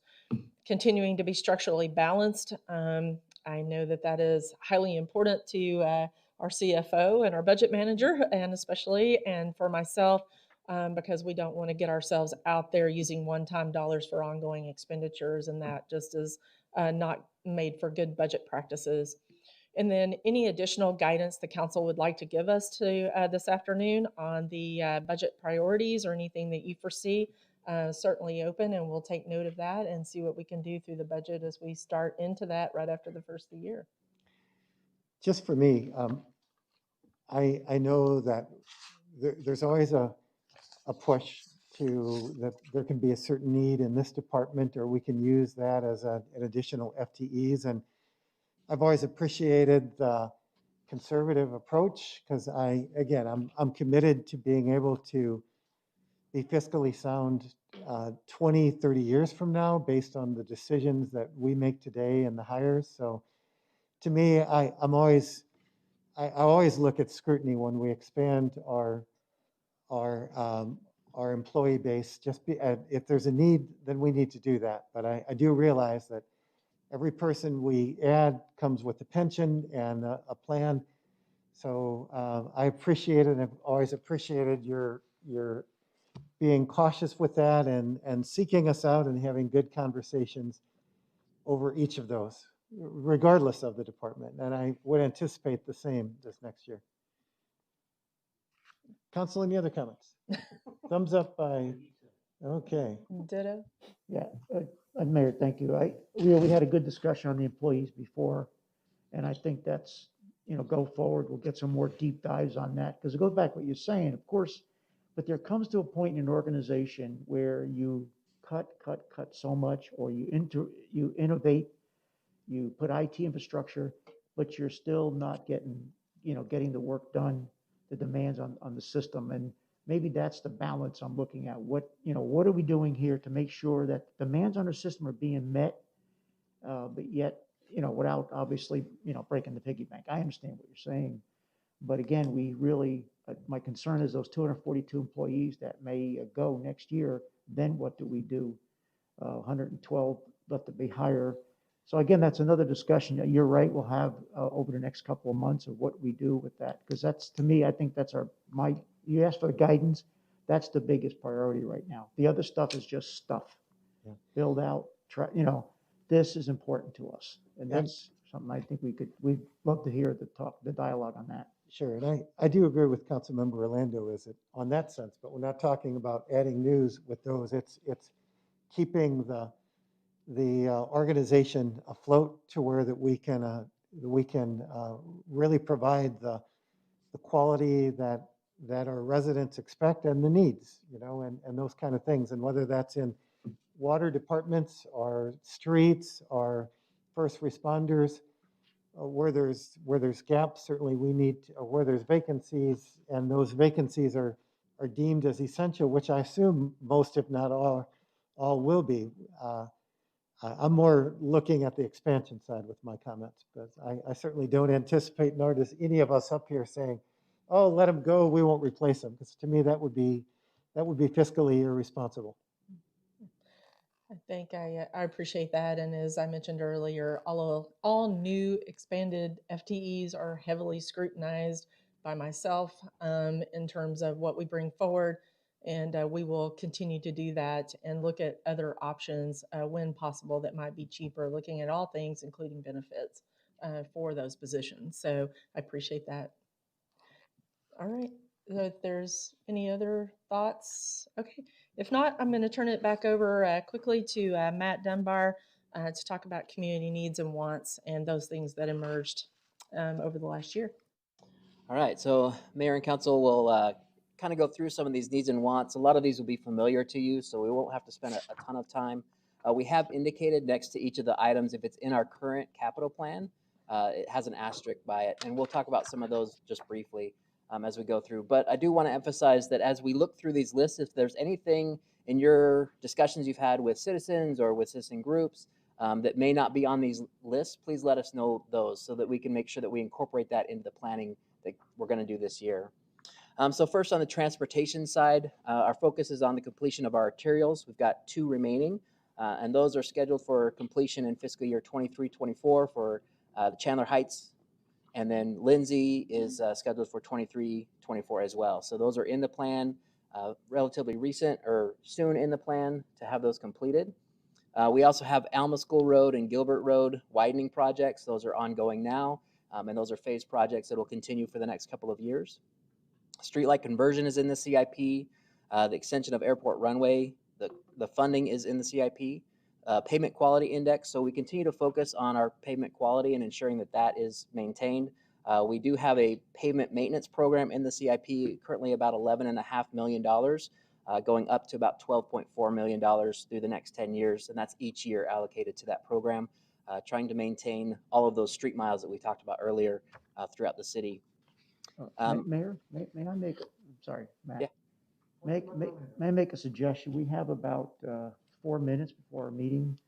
Can we either have a separate briefing on this, or can we just take this on our own, look at these slides, and get back to staff on any other ideas we have on this? Or is it something we desire? Because we're obviously not going to make it through 5 or 6 slides here if we're going to cover each and every one of these. Your thoughts? So how long do you think this will continue? Because we can continue. Yeah, we got next time, 3 Council. minutes, so if we could. Yeah, I can get through the slides in 3 minutes, and then we can have additional conversations or questions after the fact if that is Let's okay do for that. council. Yeah. Because we can, if we start our council meeting 5 minutes late, we can do that as well. All right, very good. So again, transportation master plan is complete. Council has seen that and voted on that to incorporate that. Parks master plan is in its final stages. As you look at the neighborhoods needs, again, with COVID-19, we've seen that there are some additional needs throughout the neighborhoods. They're not as heavily reliant on capital needs, but there are definitely needs that are out there, and we'll continue throughout this budget year to incorporate their needs into the budget for this fiscal year. Again, public safety needs is the next slide. You saw in our increase for maintenance and replacement, public safety received about a 94% increase year over year in the capital plan. And that's because some of these, the crime lab, detention facility, rebuilding station number 4, all of those were added into the capital plan. But for the most part, the majority of these are at some level included in the capital plan, but some of them, like the crime lab, is just the study only at year 10. So additional information from these will all be coming forward to council through the bond subcommittees that are having their meetings now.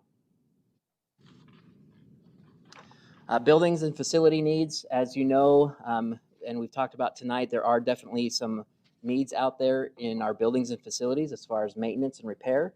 Our existing CIP has about 1.1 million up to about 1.7 million annually for those.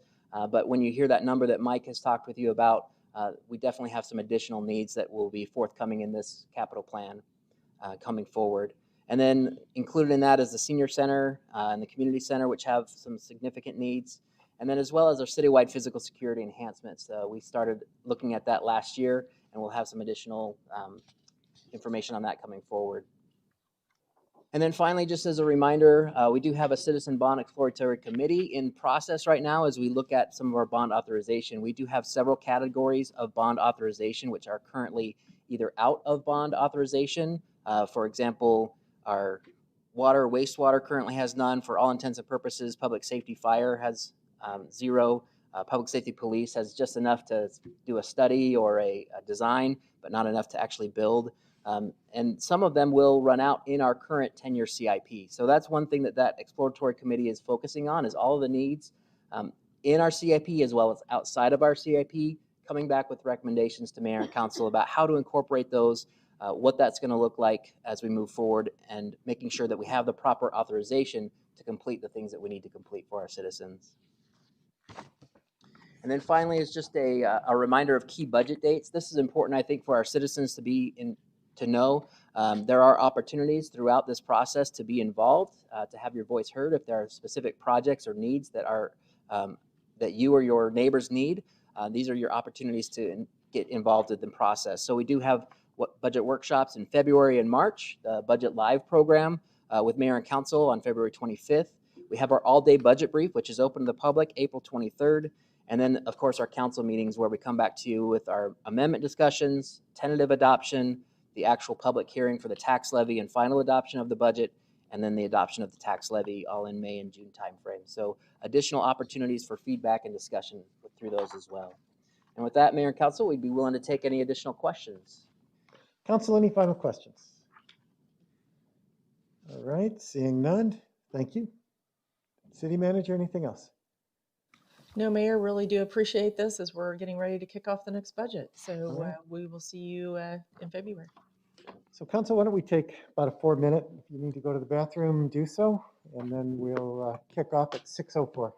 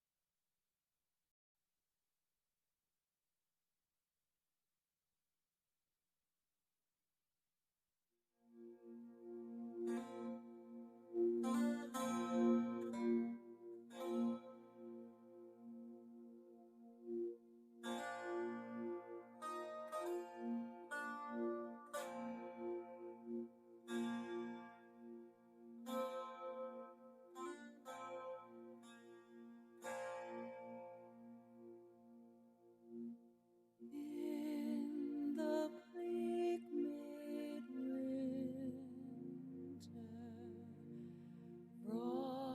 frosty wind made moan. There stood hard as iron, water like a stone. Snow had fallen, snow on snow, snow on snow. In the bleak midwinter,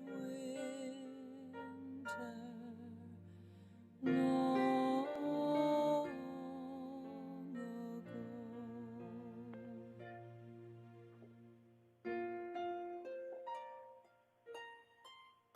Angels and archangels.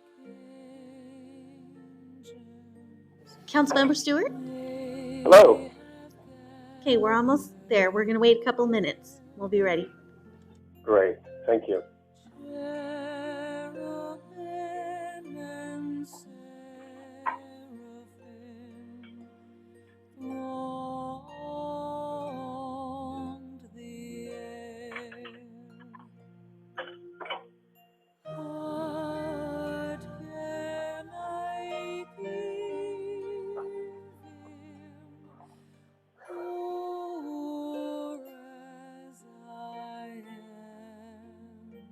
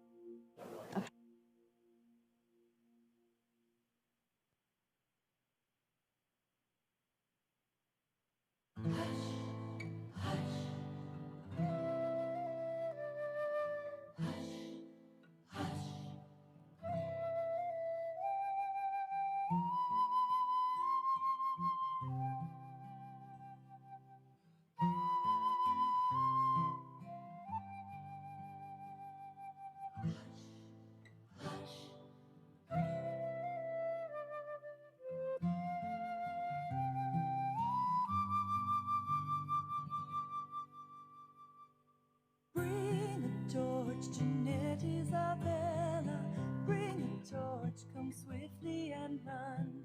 He is born, good folk of the village, quietly sleeping in his cradle. Beautiful is that mother, beautiful is her son.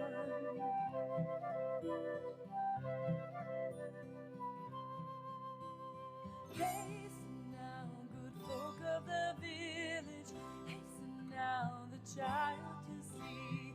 You will find him asleep in the manger, quietly come, whisper softly, hush, hush.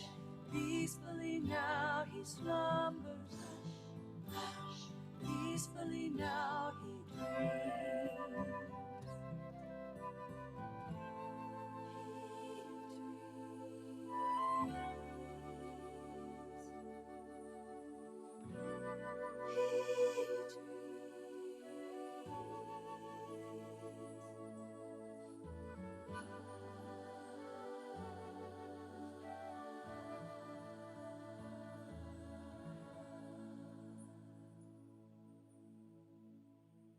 Hasten now, good folk of the village, hasten now the child to see.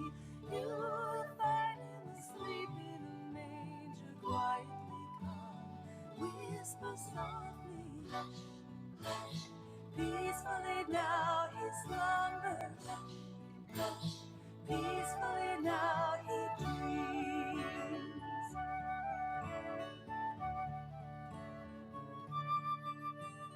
Bring a torch to Ned Isabella, bring a torch to the cradle and run.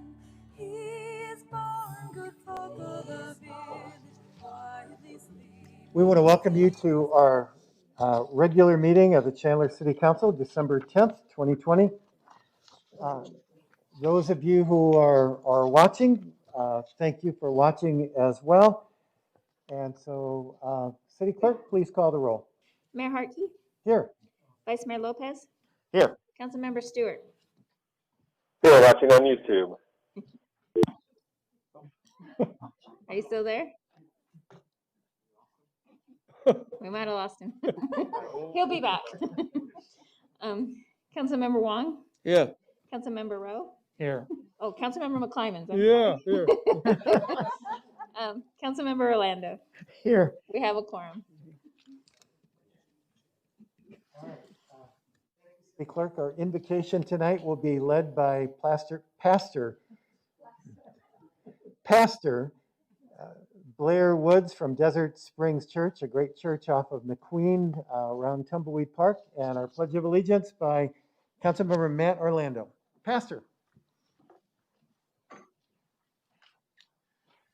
God, we just begin by giving you all the praise and all the glory. Lord, we know that you are the ultimate ruler of our city.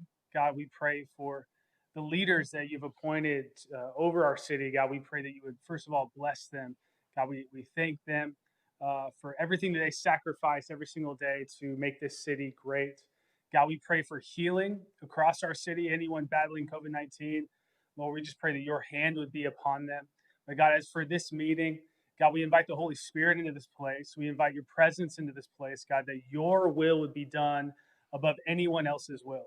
God, you rule this city. God, you love these people. And so, God, we pray right now that your will would be done today. God, we give you all the praise and all the glory in your name. Amen. Amen. Please join us in honoring our flag. I pledge allegiance to the flag of the United States of America and to the republic for which it stands, one nation, under God, indivisible, with liberty and justice for all. Thank you, Pastor. Thank you, Council Member.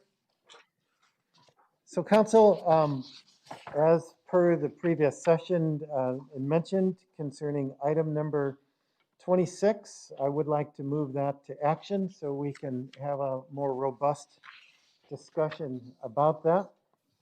And the rest of the consent agenda is before us as presented. Council, what's your pleasure? Mayor? I move that we approve the City Council regular meeting agenda dated December 10/2020, with the items you noted, item 26 being removed as an action item. I'll second. So we have a motion and a second. Before we vote, I just, we were asked at the previous, I'll make a comment and ask if anyone else would like to, but we were asked at the previous council meeting, or received a number of emails relating to ordinance 4949, which had to do with the marijuana law in Chandler. And we received several emails from folks saying that you're not listening to the voice of the people, that the people are saying this, and you're going against that. And I just want to make an adamant statement that regardless of my thoughts or feelings on the recreational use of marijuana or whatever, we will implement this bill as it was brought to us. There are some things in the bill concerning recreational freestanding facilities that we do want to be able to regulate, which means that if we would just say go with them, it's my understanding as presented by the city attorney, we would not have the same regulatory ability to say they don't belong next to schools, they don't belong next to daycares or other places. So one of the things that we did is we have restricted those because we've spent a lot of work in the guidelines of where they were appropriate in our city. So we are implementing as the voters voted. And if you had a problem with that, it's the way that this law was presented. Government 101 is why I am against the initiative process like this, is it does not allow us or our legislators to make the tweaks. I am a big believer that the best laws have the opportunities to later be gone back and make corrections, but according to Arizona law, whenever an initiative bill hits it, neither the legislators can only by a supermajority further the measure presented. They cannot counteract or go against anything there.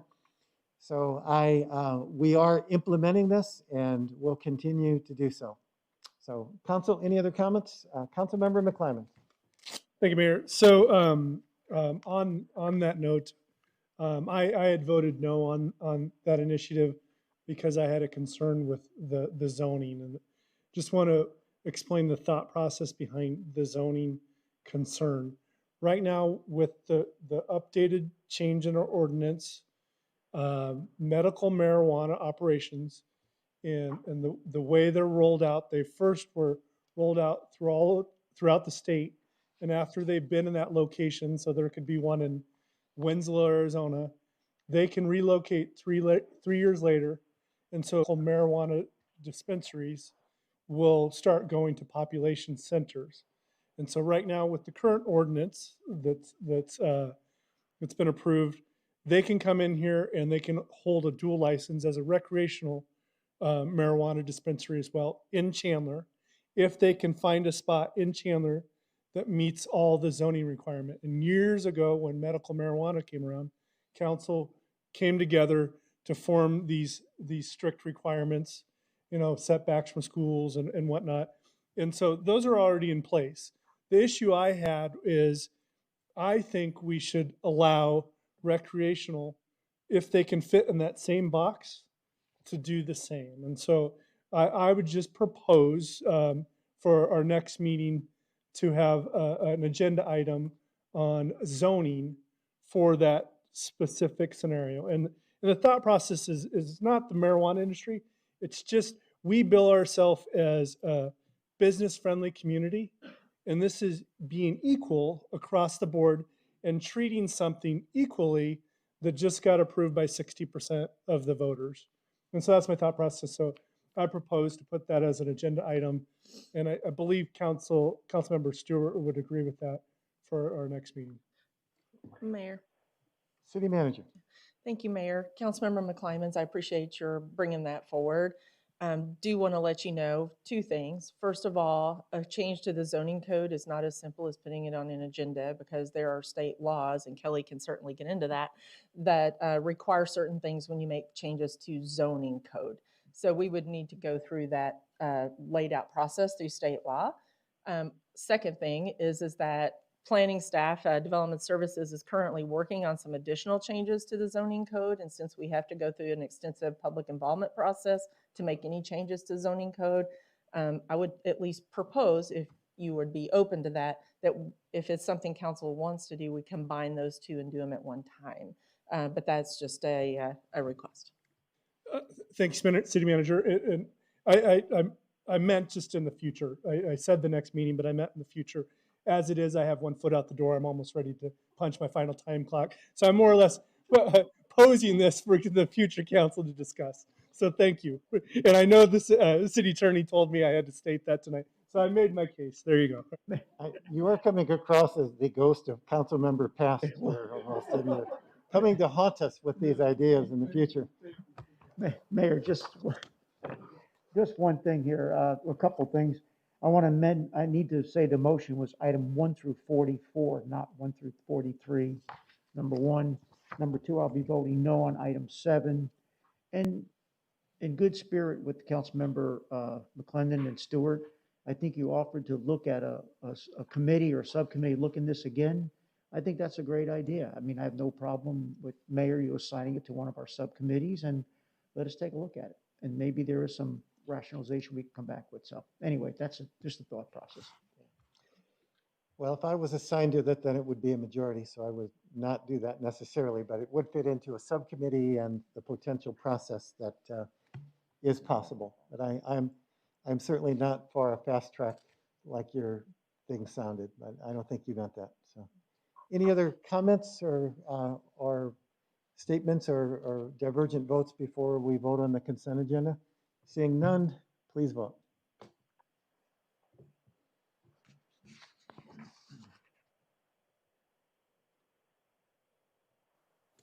Councilmember Stewart, Yes. motion carries unanimously except for item number 7, which carries by majority. All right, thank you. Next is our now 1 consent agenda item. I'm sorry, what? I meant the action item, thank you. So we've moved to item number 26 to action, and let me go back to you, City Manager. Thank you, Mayor. Council, I appreciate you pulling this to action.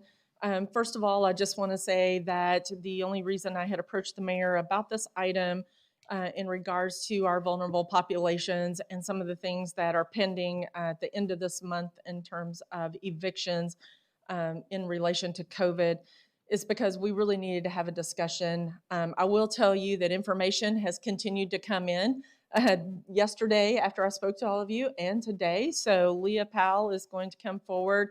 Also, just so you know, we do have members from Ascend and the Salvation Army in the audience if there are questions, but Leah can give you the most up-to-date information in terms of what we know is going out there in the real world right now in our courts and in regards to need for rent assistance and utility assistance. Thank you, Mayor, members of the council. The city manager is correct. The information has been coming in fast and furious. I think we've been on the phone with Shauna and Jeff pretty much straight for 2 days, and not even enough time to put a PowerPoint together for you. But I do have the most updated information. Right now, currently, Ascend has a backlog of 400 eviction cases, applications that they need to process, and Salvation Army has an additional 40. That is just for the backlog right now. In addition to that, Ascend has been averaging about 260 eviction applications a month. There are 116 that we're estimating are going to come in for the remainder of the month of December on top of the 400 that Ascend already has, and that doesn't take into consideration any numbers that go to the Salvation Army. Unfortunately, on top of that, there are another 106 cases that are on the court calendar through December 15th, just through this next week. And of those, the majority of those cases that are on the court calendar have not applied for any funding from Ascend or Salvation Army. One of the key things that CARES team that I spoke about earlier is doing is they are actually watching that court calendar and getting the names off the calendar, contacting landlords and trying to find contact information for the residents, the tenants, so that we can let them know that these funds are available to help them. And we have a fast process through Ascend to get them straight from court, basically, over to Ascend to try to get assistance to keep them from being evicted. And the biggest problem that we're facing today is the fact that Ascend has about $300,000 left, which is not going to get them through the end of December. It's unfortunately a looming issue because there's still a moratorium on evictions through the end of this month. So this is not even taking into account what's going to happen when that moratorium is up. We've done some tallying, and when we wrote the memo, or when I wrote the memo earlier in the week, the picture didn't look as bleak as it does today. What you saw before you, we were asking for $3 million in eviction prevention dollars, or 3.2 million, and another 500,000 roughly for rent, for utility assistance. Because keep in mind, if you keep somebody from getting evicted, but they can't pay their utilities, they're going to end up getting evicted because they don't have any water or electricity. So it's important to keep that utility assistance piece with it. Since then, we got the new number, the updated numbers from Ascend. We also are looking at estimates into January for both rent and utilities. And knowing all of that put together, it really is over $6 million that's estimated that's needed to get people through January.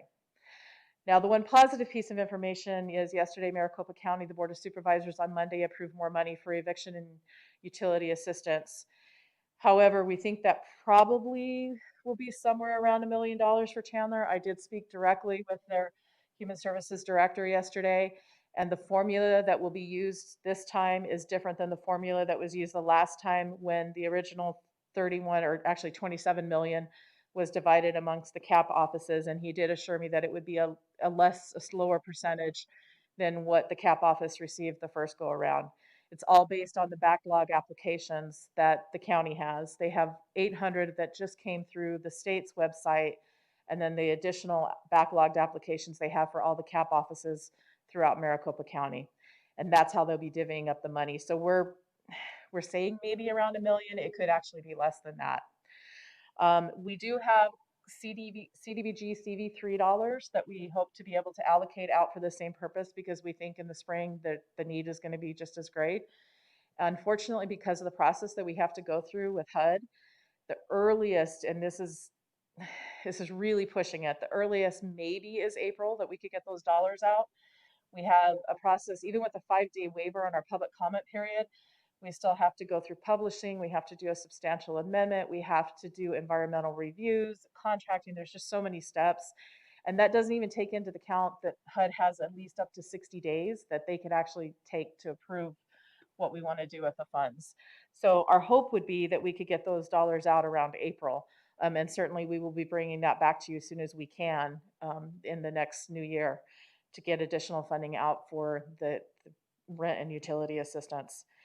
As far as the last piece of this, the money for the hotels for people who are experiencing homelessness, there are no shelter beds available. I think we've all been hearing that for a very long time. You know, we do not have any family shelter option here in Chandler at all.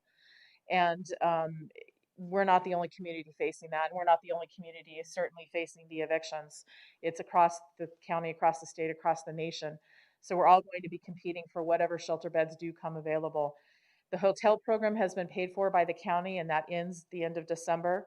We're asking for funds to keep those 20 rooms, to be able to keep them occupied through March. Again, this request is just get us through March. So that's what that piece of the request is for. At this point, I would take any questions.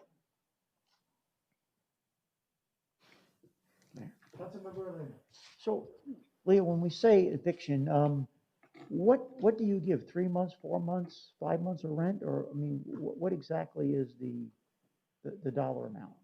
Well, and I can also have Shauna come up and speak to that. But basically, with the county money, when the county gave money, they did it $1,500 for 3 months, so $4,500. There's also situations, though, that you're looking at a case-by-case situation. Salvation Army is doing just the immediate money right then and there. And then there's some extenuating circumstances, which I'm sure Shauna could speak to, that go way beyond Just give me the an average time that you normally give the funding for. It's the 3 months. Right now, they're averaging about $4,500 Okay, so for 3 months. for So, 3 months. and then what about the utilities? Same? The utilities has been much less because the utility money has not been as available. It's been more portions of the utilities that are owed, not necessarily the full utilities. So how fast can you start the CDBG process? We can start it right away. That's our plan, would be to get going on it. We already have the applications in, so we've actually, I guess technically we've already started that because we already concluded it in our application process that just ended. So those applications already been through technical review. It's just a matter of now we have to do the paperwork to start a substantial amendment. Okay, so you started that process, which is good to hear. We did. We started the process with the applications already, and we're through the technical review part of that. So you're still asking for 3.8 million now? That's what we're asking for. Certainly, as I spoke, the need is even greater than we thought when I put the memo together. But that's what we're hoping for now, just to be able to at least get through January and see where we're at that point. What we don't want to see is any break in services from the nonprofits. We want to, they've brought on additional staff, they've leased space. We want to make sure that that continuity stays and the consistency stays, and not miss a beat in that, because it's going to be that much harder to catch up if there's a lag. Understand. So that's kind of what we're looking for. Let's just keep it going through January at least, and then see where we're at from And there. then you'll come back and we'll take an evaluation, what you get from the county, what your timelines for the CDBG, and then what potentially we need to do or not do in January, sometimes what you're asking. Yes. Okay, thank you, Mayor. Councilmember Wong.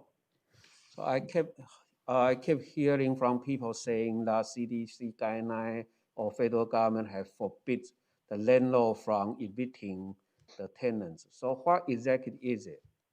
Through the mayor, Councilmember Wong, it depends on the circumstance. It's not 100% that anybody can be kept from being evicted. First of all, there are requirements that the tenant must meet. One of the things they must do is they must apply for the funding that's available through Salvation Army and the CAP office. They must communicate with their landlord. They must come up with a payment plan, and they must prove that it's COVID related. If those factors, all of them are not there, then they may not be protected by the moratorium. What we have seen is there is a lot of confusion out there on both the tenant side and the landlord side.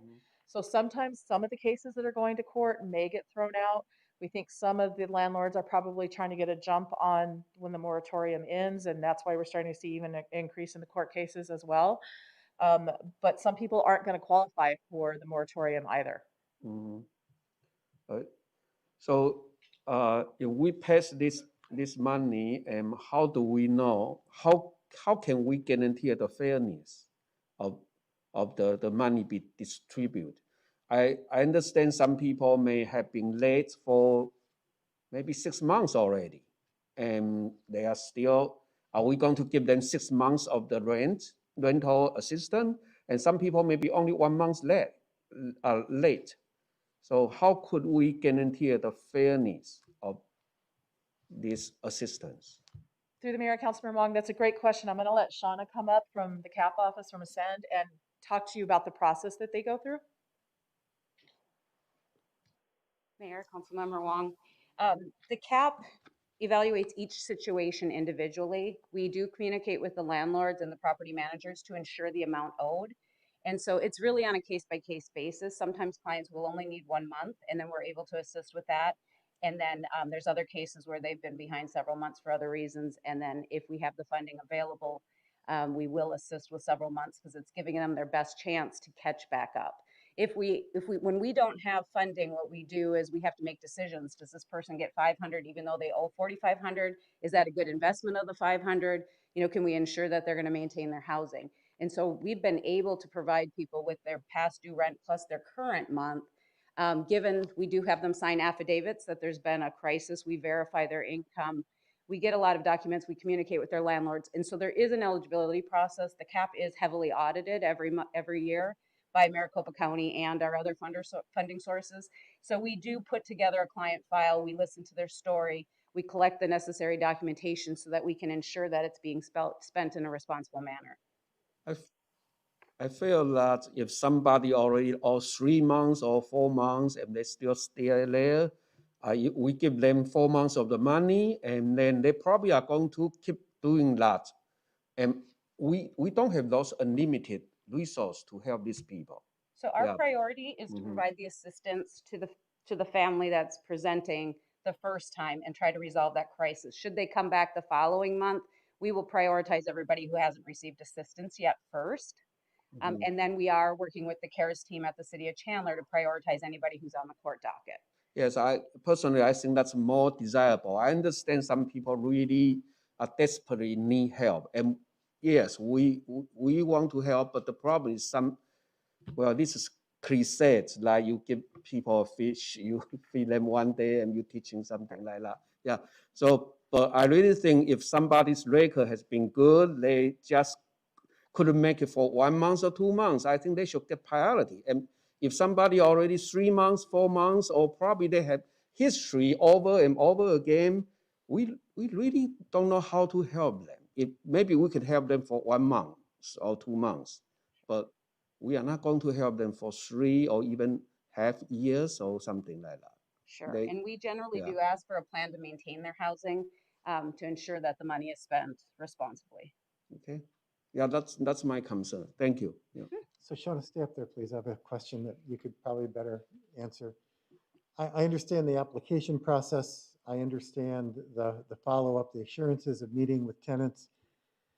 Are there any other, based upon the employees that you've hired our city as to do the follow-up work with these? I've known sometimes people who are in bad straits are there for a variety of reasons. They've lost their job, they've lost their car, they've lost their health, and sometimes, we can help in this area without necessarily making sure that there's advances or work being done on the things that put them there, which are as varied as every individual. I get that. There's no single path to losing your rent or availability to pay. But are there some services that are also being employed to help with if someone has been unemployed, to help or to put some feet to the fire to get a job or to help find a job, or if a car is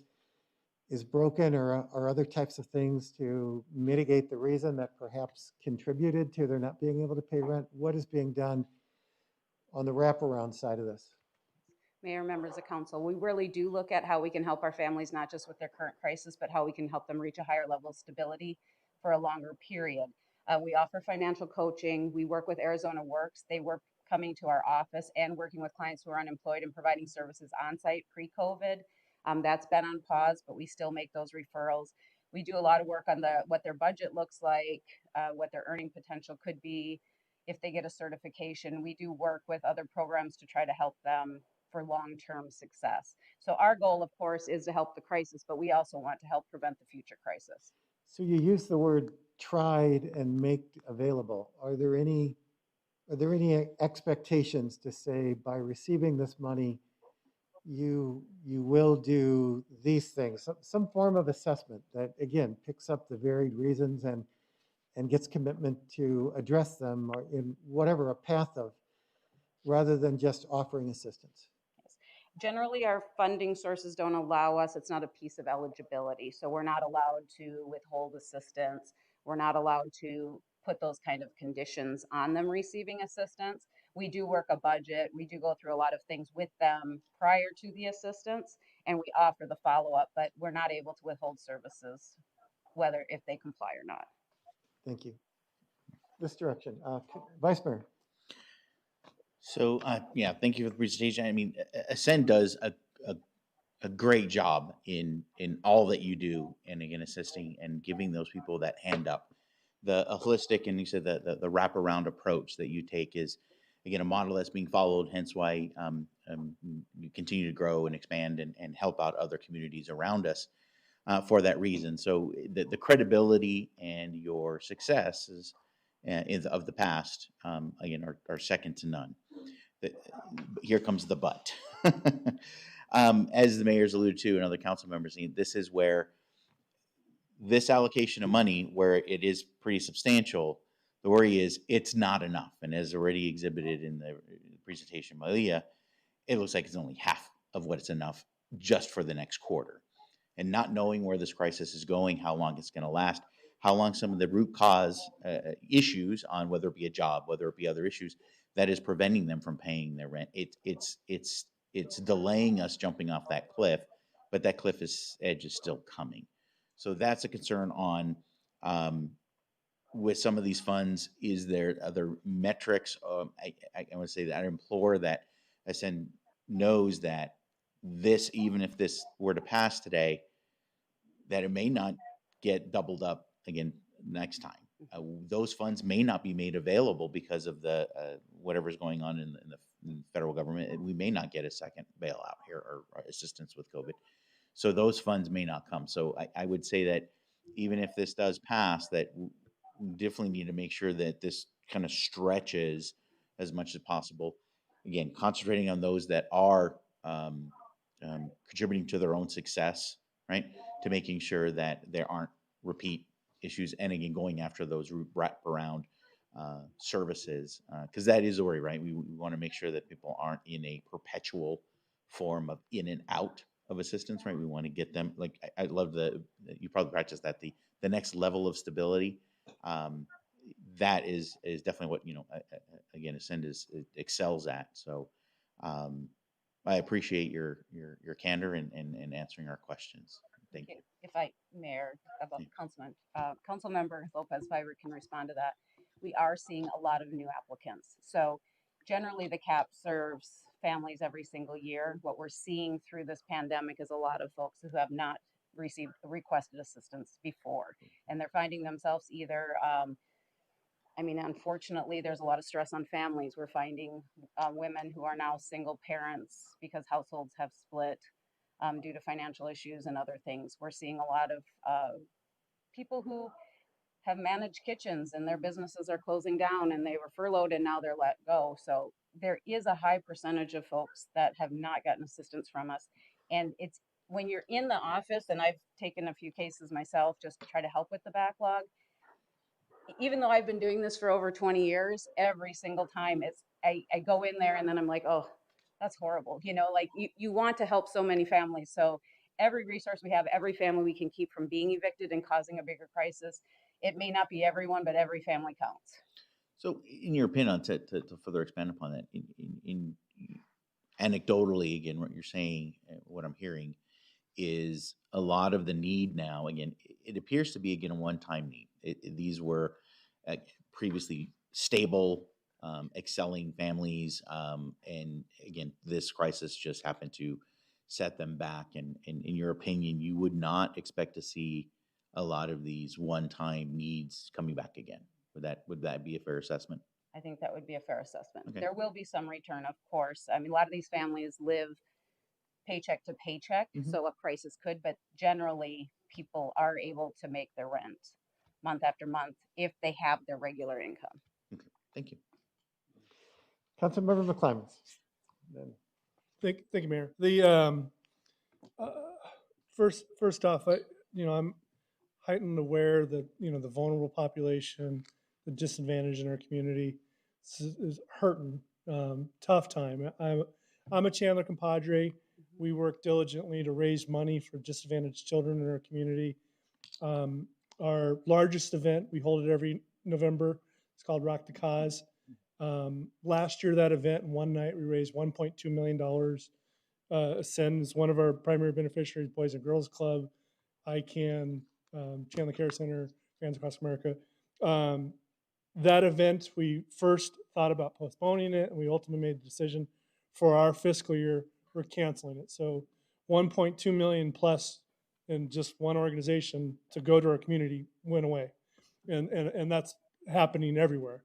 All the organizations you can see internally with their fundraisers, they're still holding them, but not raising as much and whatnot. So I can feel for the concern. Just as Vice Mayor Renee Lopez said, but my concern with this is noon yesterday, we became aware of this. And so there's some things that, I'm a data-driven guy. And, just yesterday, I was told there was 120 houses in the court backlog, and about 2/3 of that was in Chandler. So just from a numbers standpoint, I was like, okay, we're 80 houses, $1,000 a month. 1 month, we're, talking 80 grand. And and we're getting hit with $3.8 million. And so what I want to do for a second for council to think about is on the onside of this crisis back in March, we did the budget and then we had to do the budget again. And, we're a city known for our fiscal discipline. And, I've said on multitude of occasions that, what I like about it is our organization, 1,700 employees, it's a top-down approach with everybody having that methodology. And so we reworked our budget, then we got the federal bonus money, and we chose to pack away almost $10 million, $9.7 million to figure out what to do later. And now we're 9 months into what was, 1 in 100-year pandemic that caused a financial crisis. And it looks like we're going to work our way through the rest of this fiscal year. And so what I would suggest for council to mull over is what is the stopgap number to get us a month forward so we're not making decisions hair on fire to help the vulnerable population. But then I would challenge council, why don't we put all ideas on the table, not just for the vulnerable, but for everything citywide, 265,000 people in Chandler, to put the 9.7 to work so we can make good decisions over a month and really think about it hard versus less than 24 hours. And so my question back to you, Leah, is I had in mind, we're talking 80 households, and then you came up here, so now new information, and you threw out a bunch of numbers, 440, 260, 116, 106. I don't even know what narrowed down number, how many evictions we're looking at over the next month, but is there a stopgap number that gets us time to be more fiscally disciplined like we're known? Yeah, I'd like to, let me share with you the spreadsheet that we've been working off as of today. You can have it. While you're doing that, let me just clarify possibly, is when you say stopgap, I'm assuming probably the end of January, is that rather than the end of this year? So this would carry us for, is a stopgap, let's say through January, is that a fair assessment? Yeah, to help the scenario, Yeah. the current crisis, but then for us to put all ideas on the table, not just for this, for everything for the remaining 9.7, because we're on track, we're doing well with budget, thanks Don, city manager and whatnot, where we can probably get that money to work like it was intended. And your suggestion is look at the stopgap and look at the rest of the, and address this, but then look at the rest of the money, not 9.7, but if it's 7.7 or 6 or whatever, apply that. Well, what I'm suggesting, to be frank, at least from my opinion, is 3.8, that's tough to digest. So is there a number that gets us a month ahead so then we can be fiscally disciplined in what we do with everything in this scenario to solve this scenario and everything else? And that's what I'm proposing. And again, what I'm saying is stopgap is not the first meeting in January, because that's basically a transition meeting, but really what would be the second meeting in January, which is the end of January. So really 7 weeks that we're talking as a stopgap possibility, correct? Okay. I got 1 foot out the door. That's fine. You kick it to the end of January. You're going to be out of the door. Yeah. All right. I just wanted to clarify. Thank you. Sure. So I'll walk you through this, and I apologize. I just caught that there is a little bit of an error on the subtotal there, but I'll talk that through. So as I spoke about before, what we learned today is that there's a backlog with Ascend. Currently, these are applications that are already in hand, 400 applications. We have the Salvation Army backlog of around 40, the eviction court cases of 106, and what we know is almost all of those, none of them have applied for funding. That's why part of the reason they're in the court system. An estimate for the rest of December, 116. That's based on what's been received so far for December and knowing that we have a couple weeks left. And then the utility estimate is really the total. It's 612 that goes with this total up above. So it's 612 rental applications is what we're estimating is either backlogged or will be in by the end of December. And the utility estimate is the utilities to go with those cases. The cost going with them, the average application is about a $4,500 need for assistance. But that's for 3 months. That's well, you remember, these are people who are coming in already behind on rent. So it's not paying 1 month rent because they're already behind on rent. Okay. And then there's the Salvation Army might only be paying about a month's rent is what they're able to do. And Salvation Army and Ascend work closely together, and I can have Jeff come up and speak about that. But they're making sure there's not double dipping going on. They work together, and so some of the cases that Salvation Army is seeing are actually being referred over and that type of thing. If we take all 106 that are in the courts right now, again, at that 4,500 average, the rest that we expect to come in, and that's where, and then you add the utility money to it, we get to that 3.4 million, and that's to cover December. And then we went ahead and did an estimate on January for the 300 in rent and the 300 in utilities that goes with it, and that again is another 2.8 million. So at this point, as you can see, the request doesn't even cover all of January. We went ahead and added in the estimate of the potential funding from the county to take that off the top. It puts it at $5.3 million to get through January. Councilmember Rowe. All right, thank you, Mayor. Yeah, I'm sorry that we're talking about this today, but because it's CARES dollars, and I'd like input from our folks here on this, but are we able to say that we can give you this money conditioned on that you give not more than $1,500 per client? And is that still a useful grant? Through the mayor, Councilmember Rowe, I think at this point, whatever assistance can be given is certainly useful. I'll let Shauna talk about what they can do as far as varying those amounts. But the reality is, if somebody's already 3 or 4 months behind, that's something you're going to have to look at is giving $1,500 going to make a difference? And that's part of what they look at when they look at those applications. Is this the kind of money that could help somebody with a deposit on a new apartment? Is it the kind of money that could pay somebody's utilities and get their electricity and water on? Is it, I guess the question is, can we say on behalf of CARES dollars, whether it's 1,500 or 2,000, you must have other finance a little bit. And so there's an opportunity for some matching, or maybe not. But maybe we shouldn't limit it. Maybe that's the wrong idea, but we're having a short, quick discussion here. So that was my question.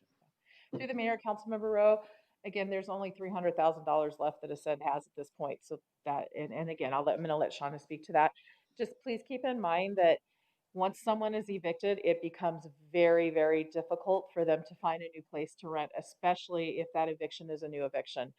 And really what we're talking about too is preventing homelessness, because if we have families becoming homeless, it's much, much more expensive. It costs about $15,000 a year to house somebody. It costs about $45,000 a year for them to be homeless on the streets.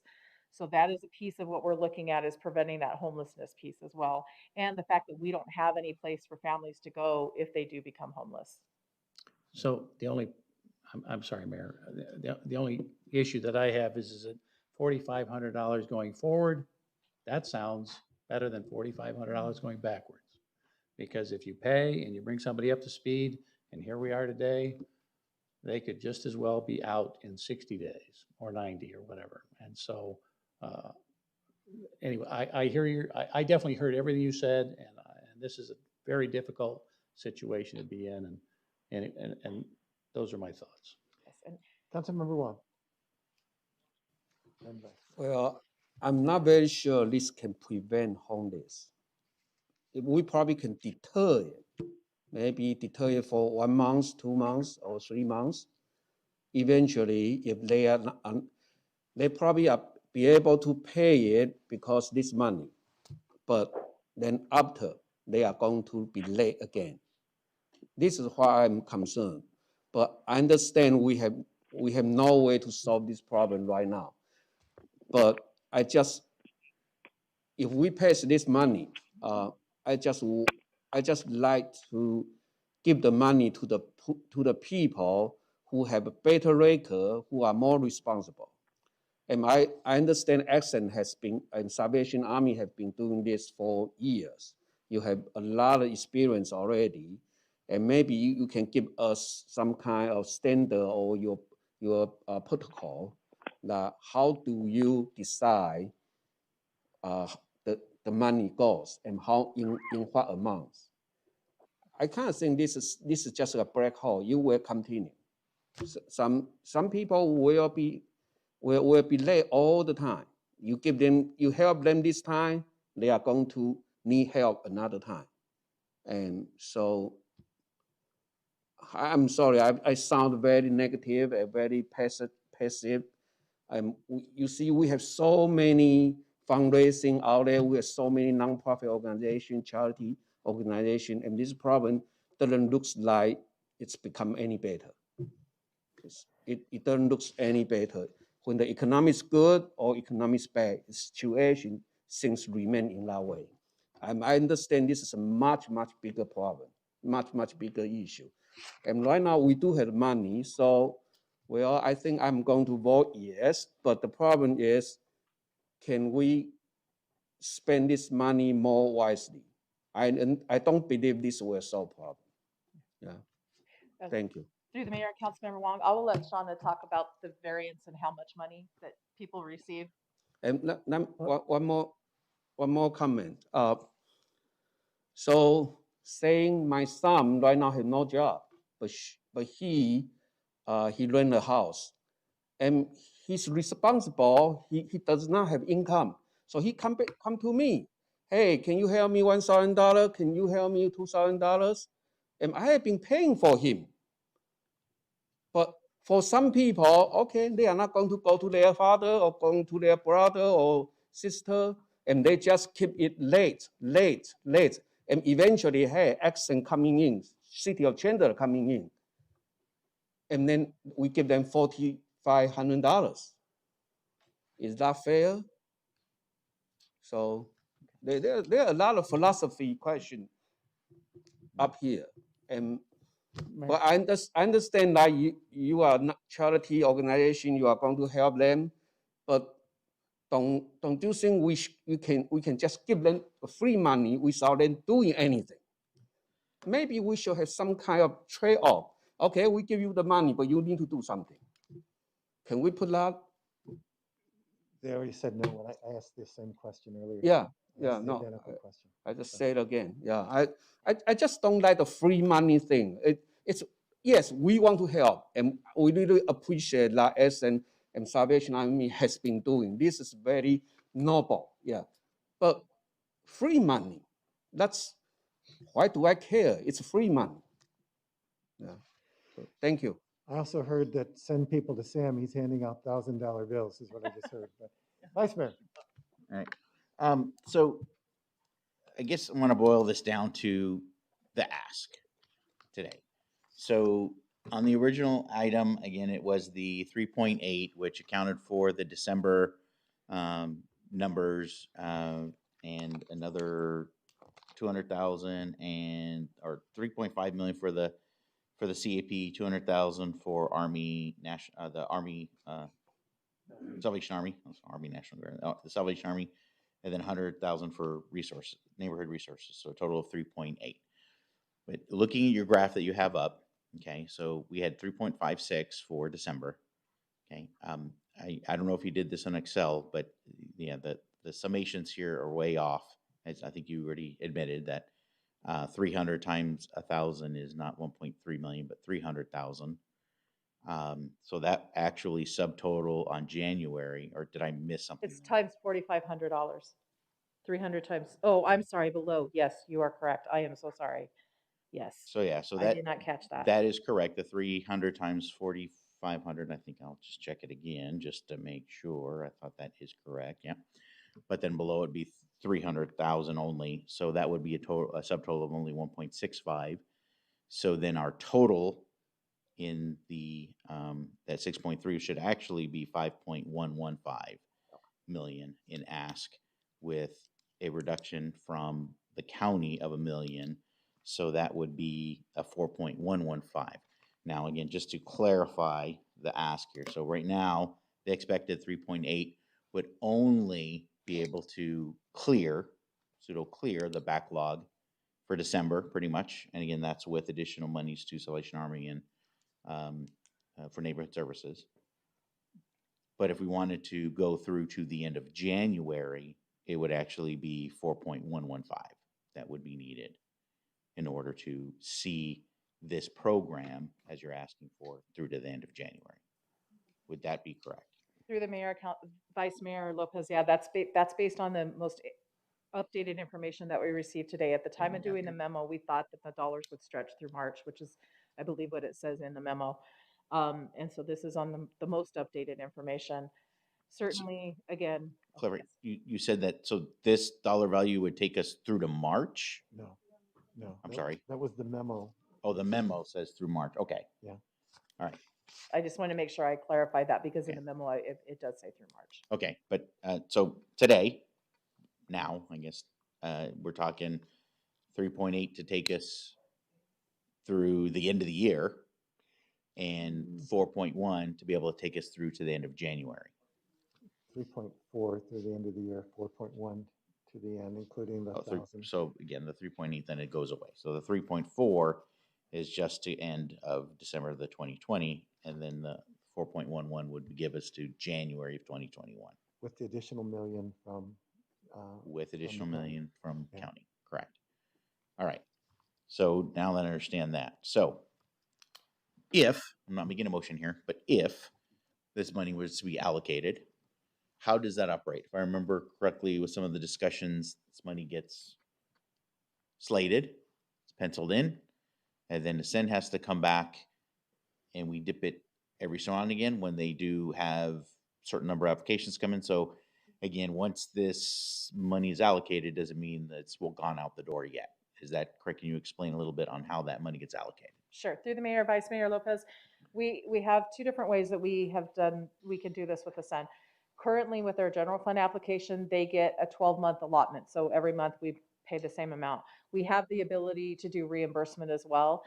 We certainly want to take into consideration the agency's capacity to front dollars, and we would take that into consideration with them. But we have the ability to do it either way.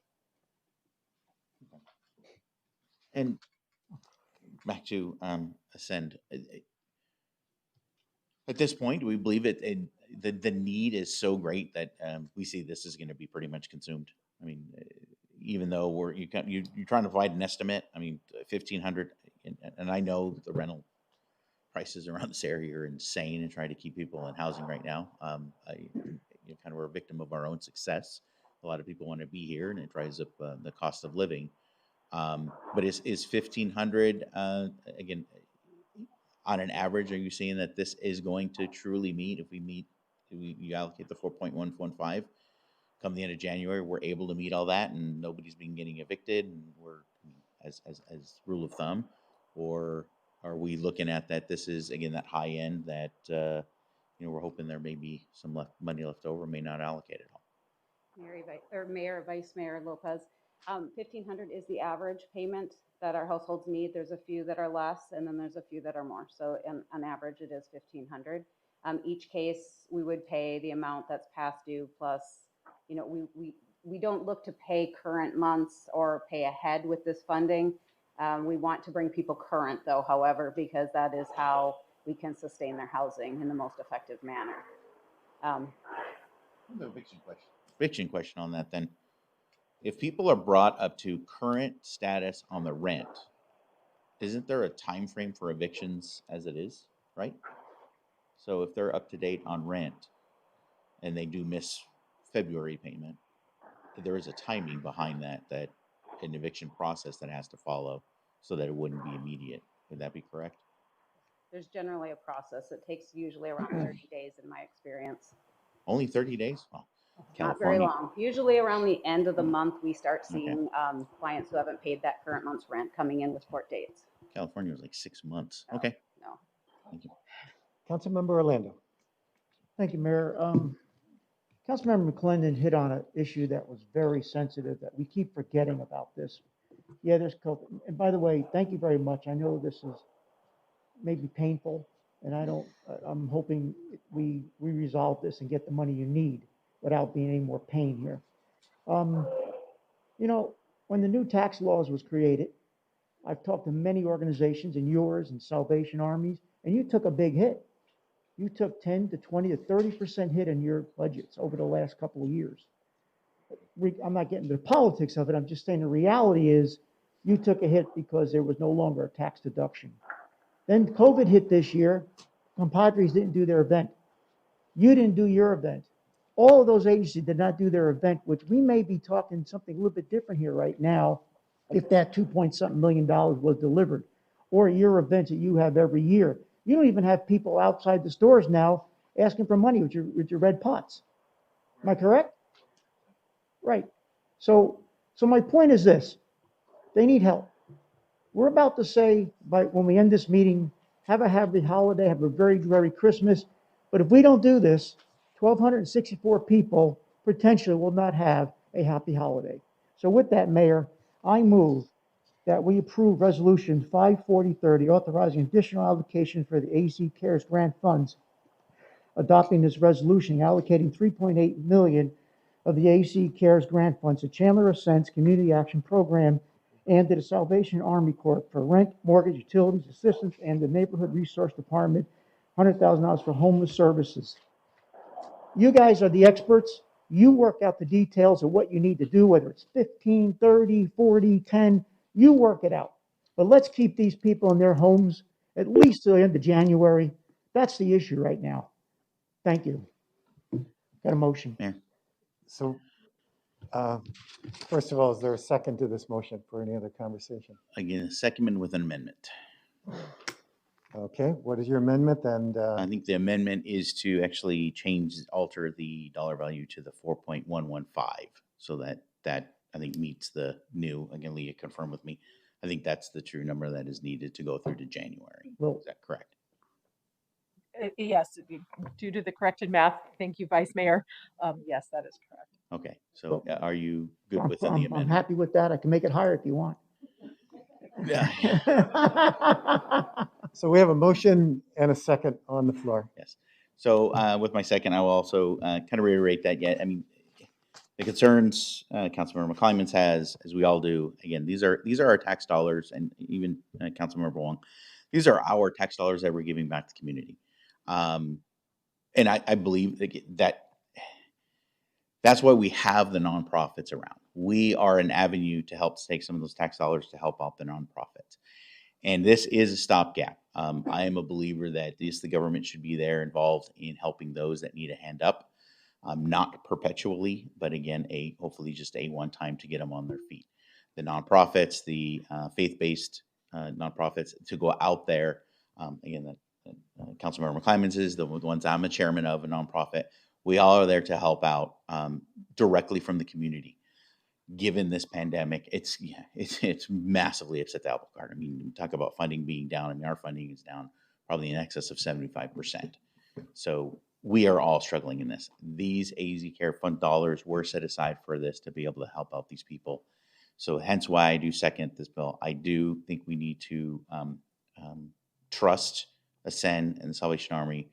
They are the ones that know how to do this. They've been doing a great job at it. Not just enabling those that may live in poverty, but again, making sure they're working beyond and seeking that next level of stability.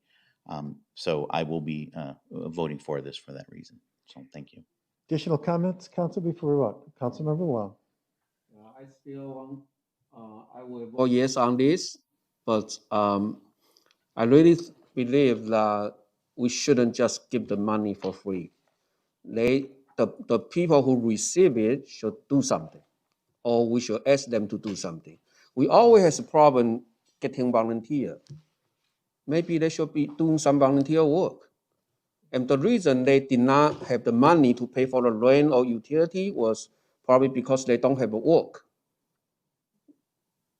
Well, I'm sure they do not have income or have the work or very limited income. And so what the other free time they are doing? And I personally know a few people, they are just watch TV all day. I'm not saying everyone, okay? I understand some people really try to make their ends meet and working hard, some.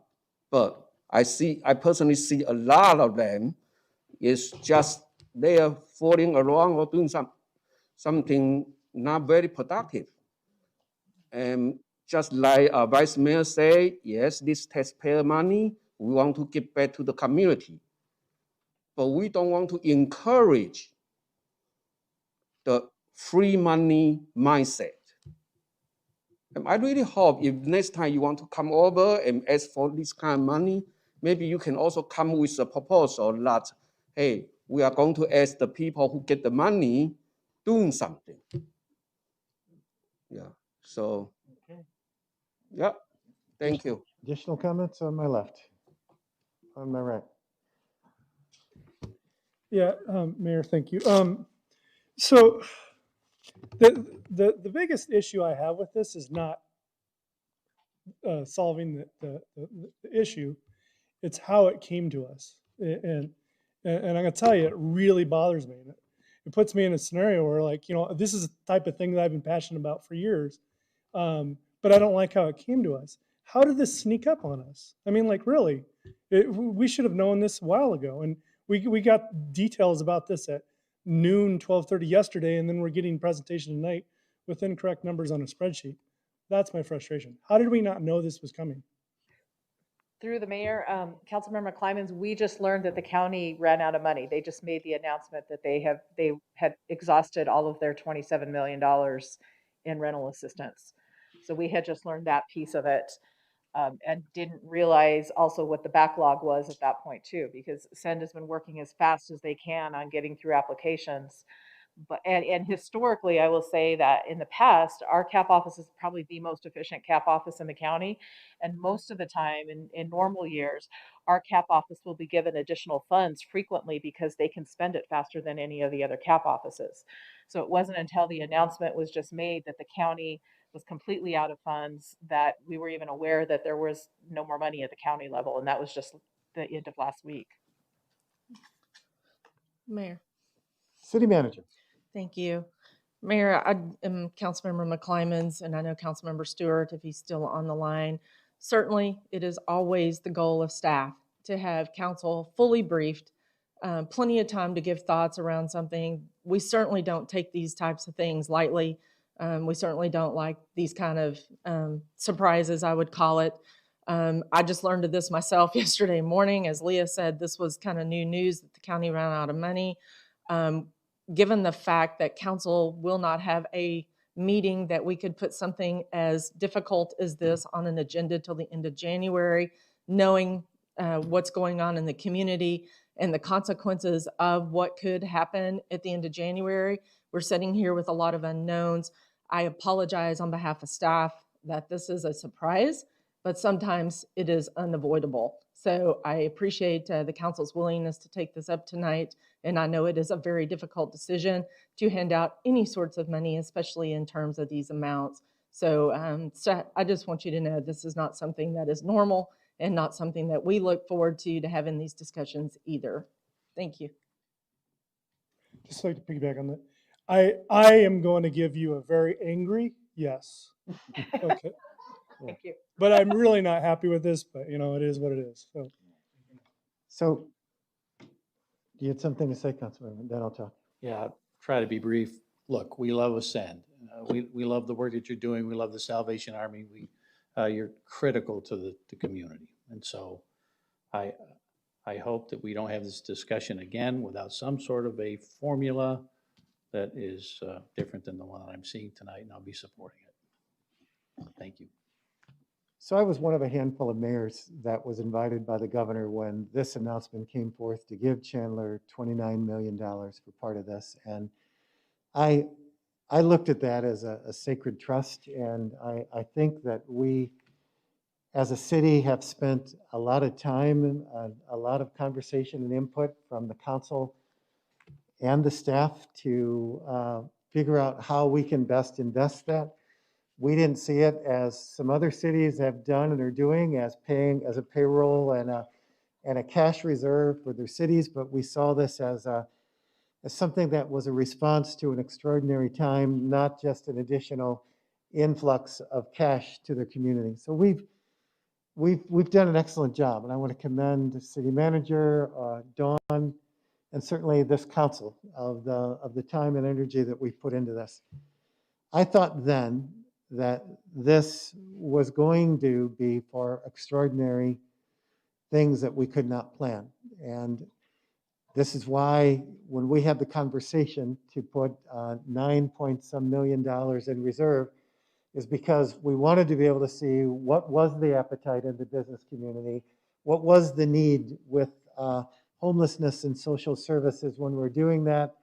How could we do some other things, certainly to help us be more nimble with COVID, with the addition to IT. But to me, this is why we put money away. This is part of the savings plan that we had, because we knew back in June or so when we were planning this, as there were going to be things that we did not see.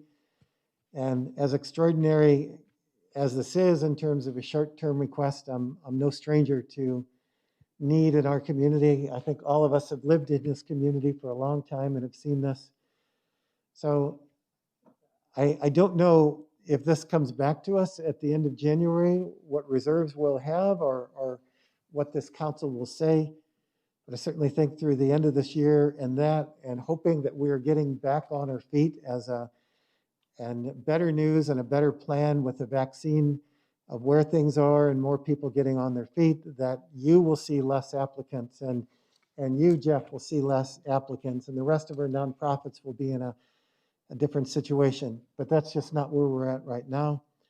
This is a need, and I don't want to see these families fall off the cliff and find more people standing on street corners, or the escalating effect of kids not being in a stable home and still expected to go to school. There's just lots of ripples with this. So I'm going to be voting yes as part of a Merry Christmas to the city of Chandler and to our folks. So Quick call for the question.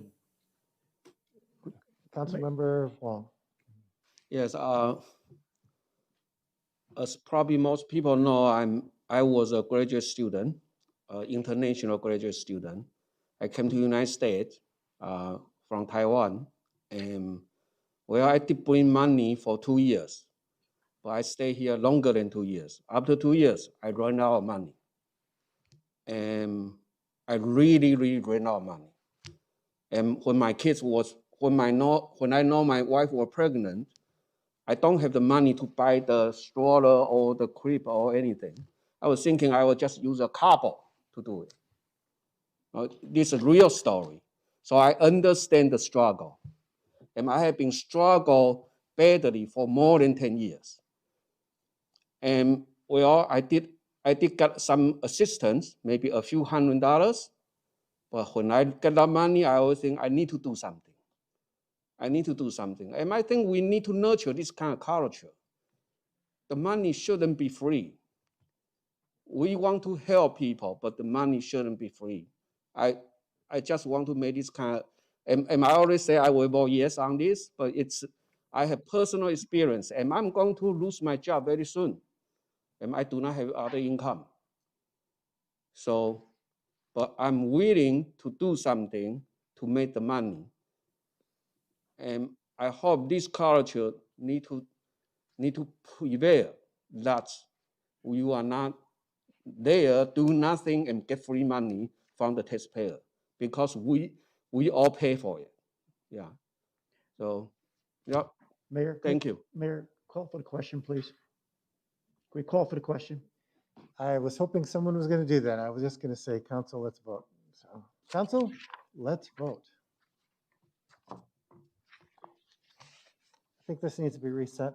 See, mine was stuck on yes before. Okay. Unless this is a rigged vote and I have no say.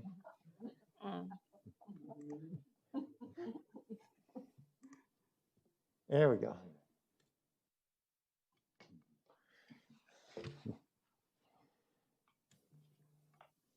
Councilmember Wong?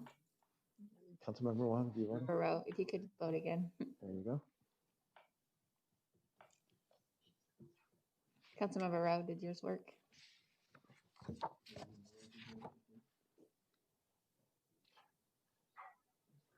And Councilmember Stewart, are you there? I think we've lost Councilmember Stewart.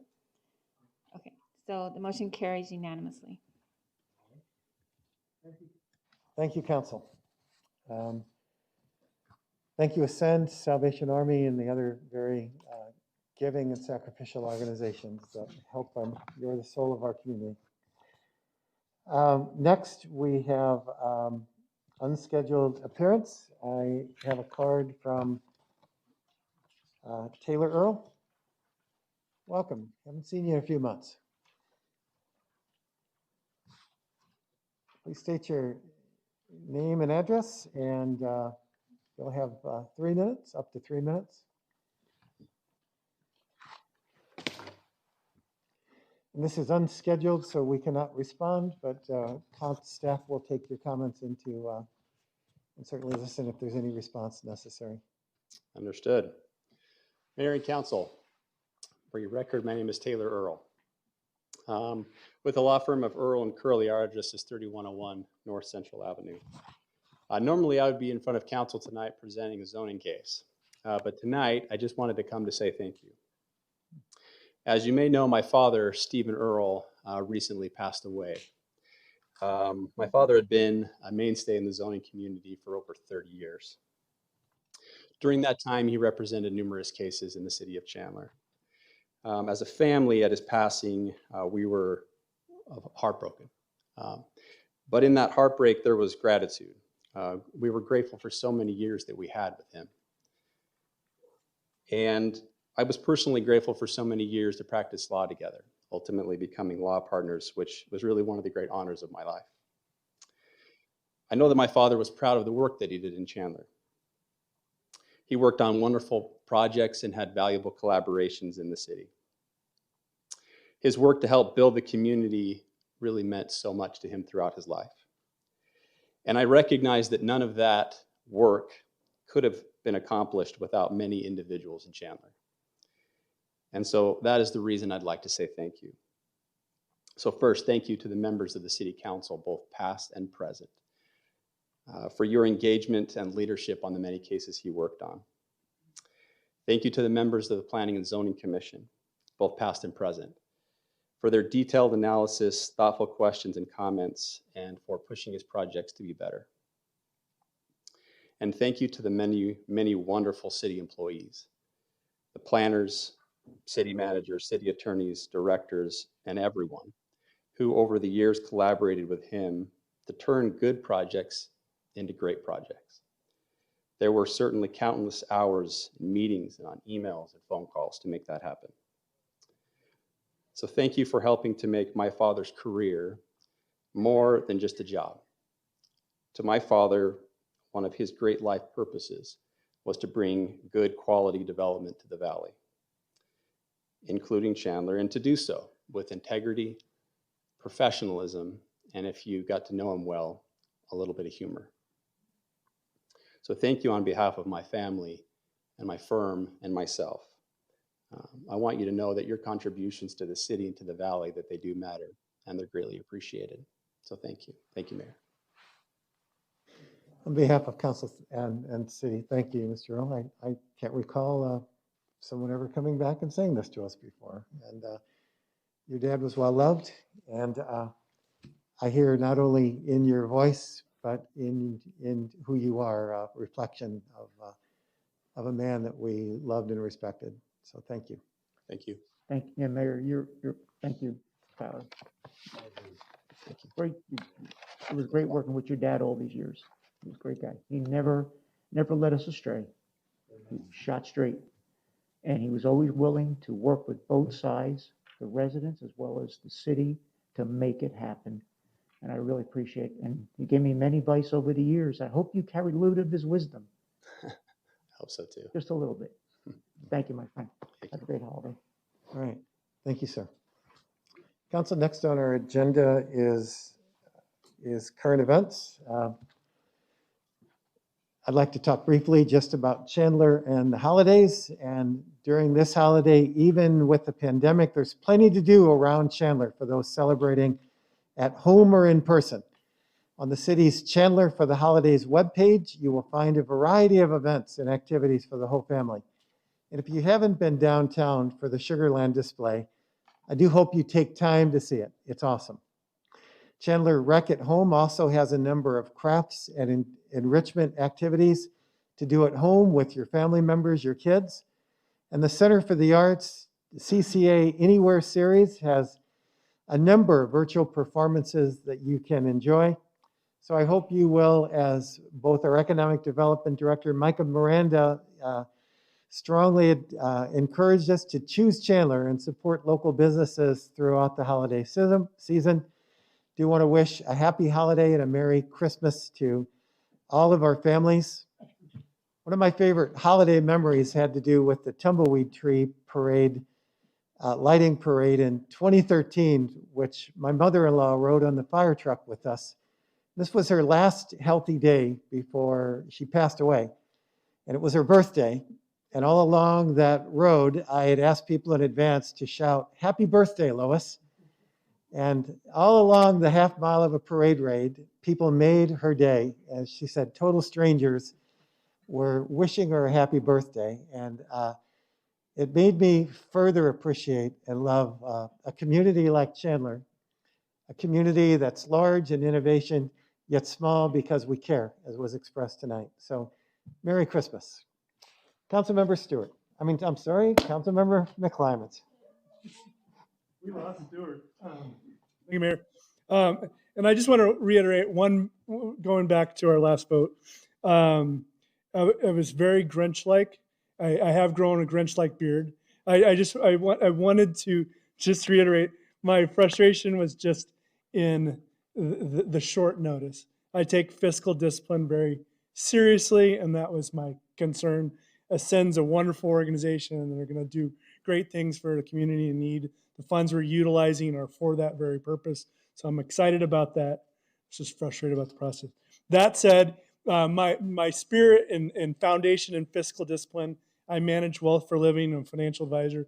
So I'm going to depart you with some financial themed holiday wishes. I hope your holiday season is bullish on goodwill, and you have a wealth of happiness, and it's stocked with gratefulness, and you have a prosperous new year. 2021 is almost upon us. 22 days, almost 21 days. Happy holiday season. Thank you. Yes, as we have 2020 in hindsight, hopefully, in our rearview mirror, we look forward to 2021. So I do want to wish staff, council members, the mayor, and all our citizenry out there, again, Merry Christmas, Happy Holidays, and Happy Hanukkah started today, right? Tomorrow, always tomorrow. I don't know. So happy holidays, and be safe out there. Enjoy the sights. Keep this pandemic in perspective. None of us believe, again, this is a hoax or anything that is not to be taken serious.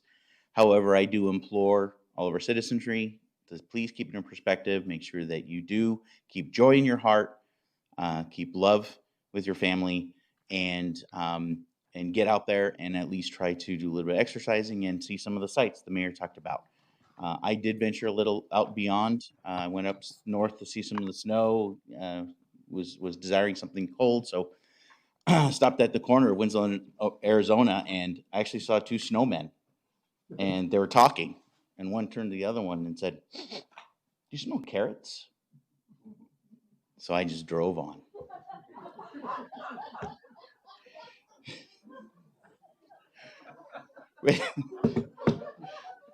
That being said, a lot of events going on. Hang out with the family. Enjoy yourselves. Be safe. And this Saturday, I believe there is a big football game going on, so go Navy. Councilmember Wong. So we know holiday season are for family. And if you haven't called your father or your mother, your brother or sister, use this time to call them. And maybe you have argument before, hey, give up some egoism and saying, I'm sorry, I miss you. So stay safe, stay healthy, and stay positive. I wish everybody happy holidays and Merry Christmas. Thank you very much. Councilmember Rowe. Okay, well, thank you, Mayor. I don't think we're going to be seeing each other until after the new year. So I want to I do want to quickly say Merry Christmas and Happy Hanukkah and Happy Holidays to all of you. I definitely want to shout out to our public safety professionals and all those folks that are working these crazy shifts, evenings, weekends, nights, and keeping the lights on, keeping us safe, taking care of Chandler, and with great pride. And thank you to them, and Merry Christmas. Thank you. Councilmember Orlando. Being the end, you have to, it's the seventh time we'll be saying have a great holiday, but That's okay. it's okay. That's right. That's all right. That's all right. I just want to say, Marcia, and the rest of the staff, this is a tough year for all of our staff and particularly our citizens and members. You guys pulled through well. We had our ups, we had our downs, but the staff did their job. And I thank them. To all of you out there, have a great holiday. And let's hope 2021 is a much, much better year. God bless you. City Manager. Thank you, Mayor. I just wanted to get a quick shout out for those, especially Mayor Council, those regular attenders of our council meetings. If you picked up the council agenda this time, it looked remarkably different than in the past. And I just wanted to give a shout out to Janine Blake and our IT department, who was the project manager on this agenda system, the steering committee, Tari, one of our consultants, and then Destiny, who was our company that actually worked to create something that is a one of a kind in the country, I believe, in terms of a council agenda. Hopefully very much easier to read for those that use it, but certainly it makes everything electronic for us behind the scenes. And I know we still have a few kinks to work out, a city clerk, but nonetheless, I just want to give a shout out because when I told them, first of all, I would like to see something different. I think the reaction was, oh my goodness. But following that, I also pushed to get this done by this month, and the team really rose to the occasion. So I just want to thank them publicly for that. So thank you, Mayor, Council. Council, we do have an exec session immediately following this. And with that,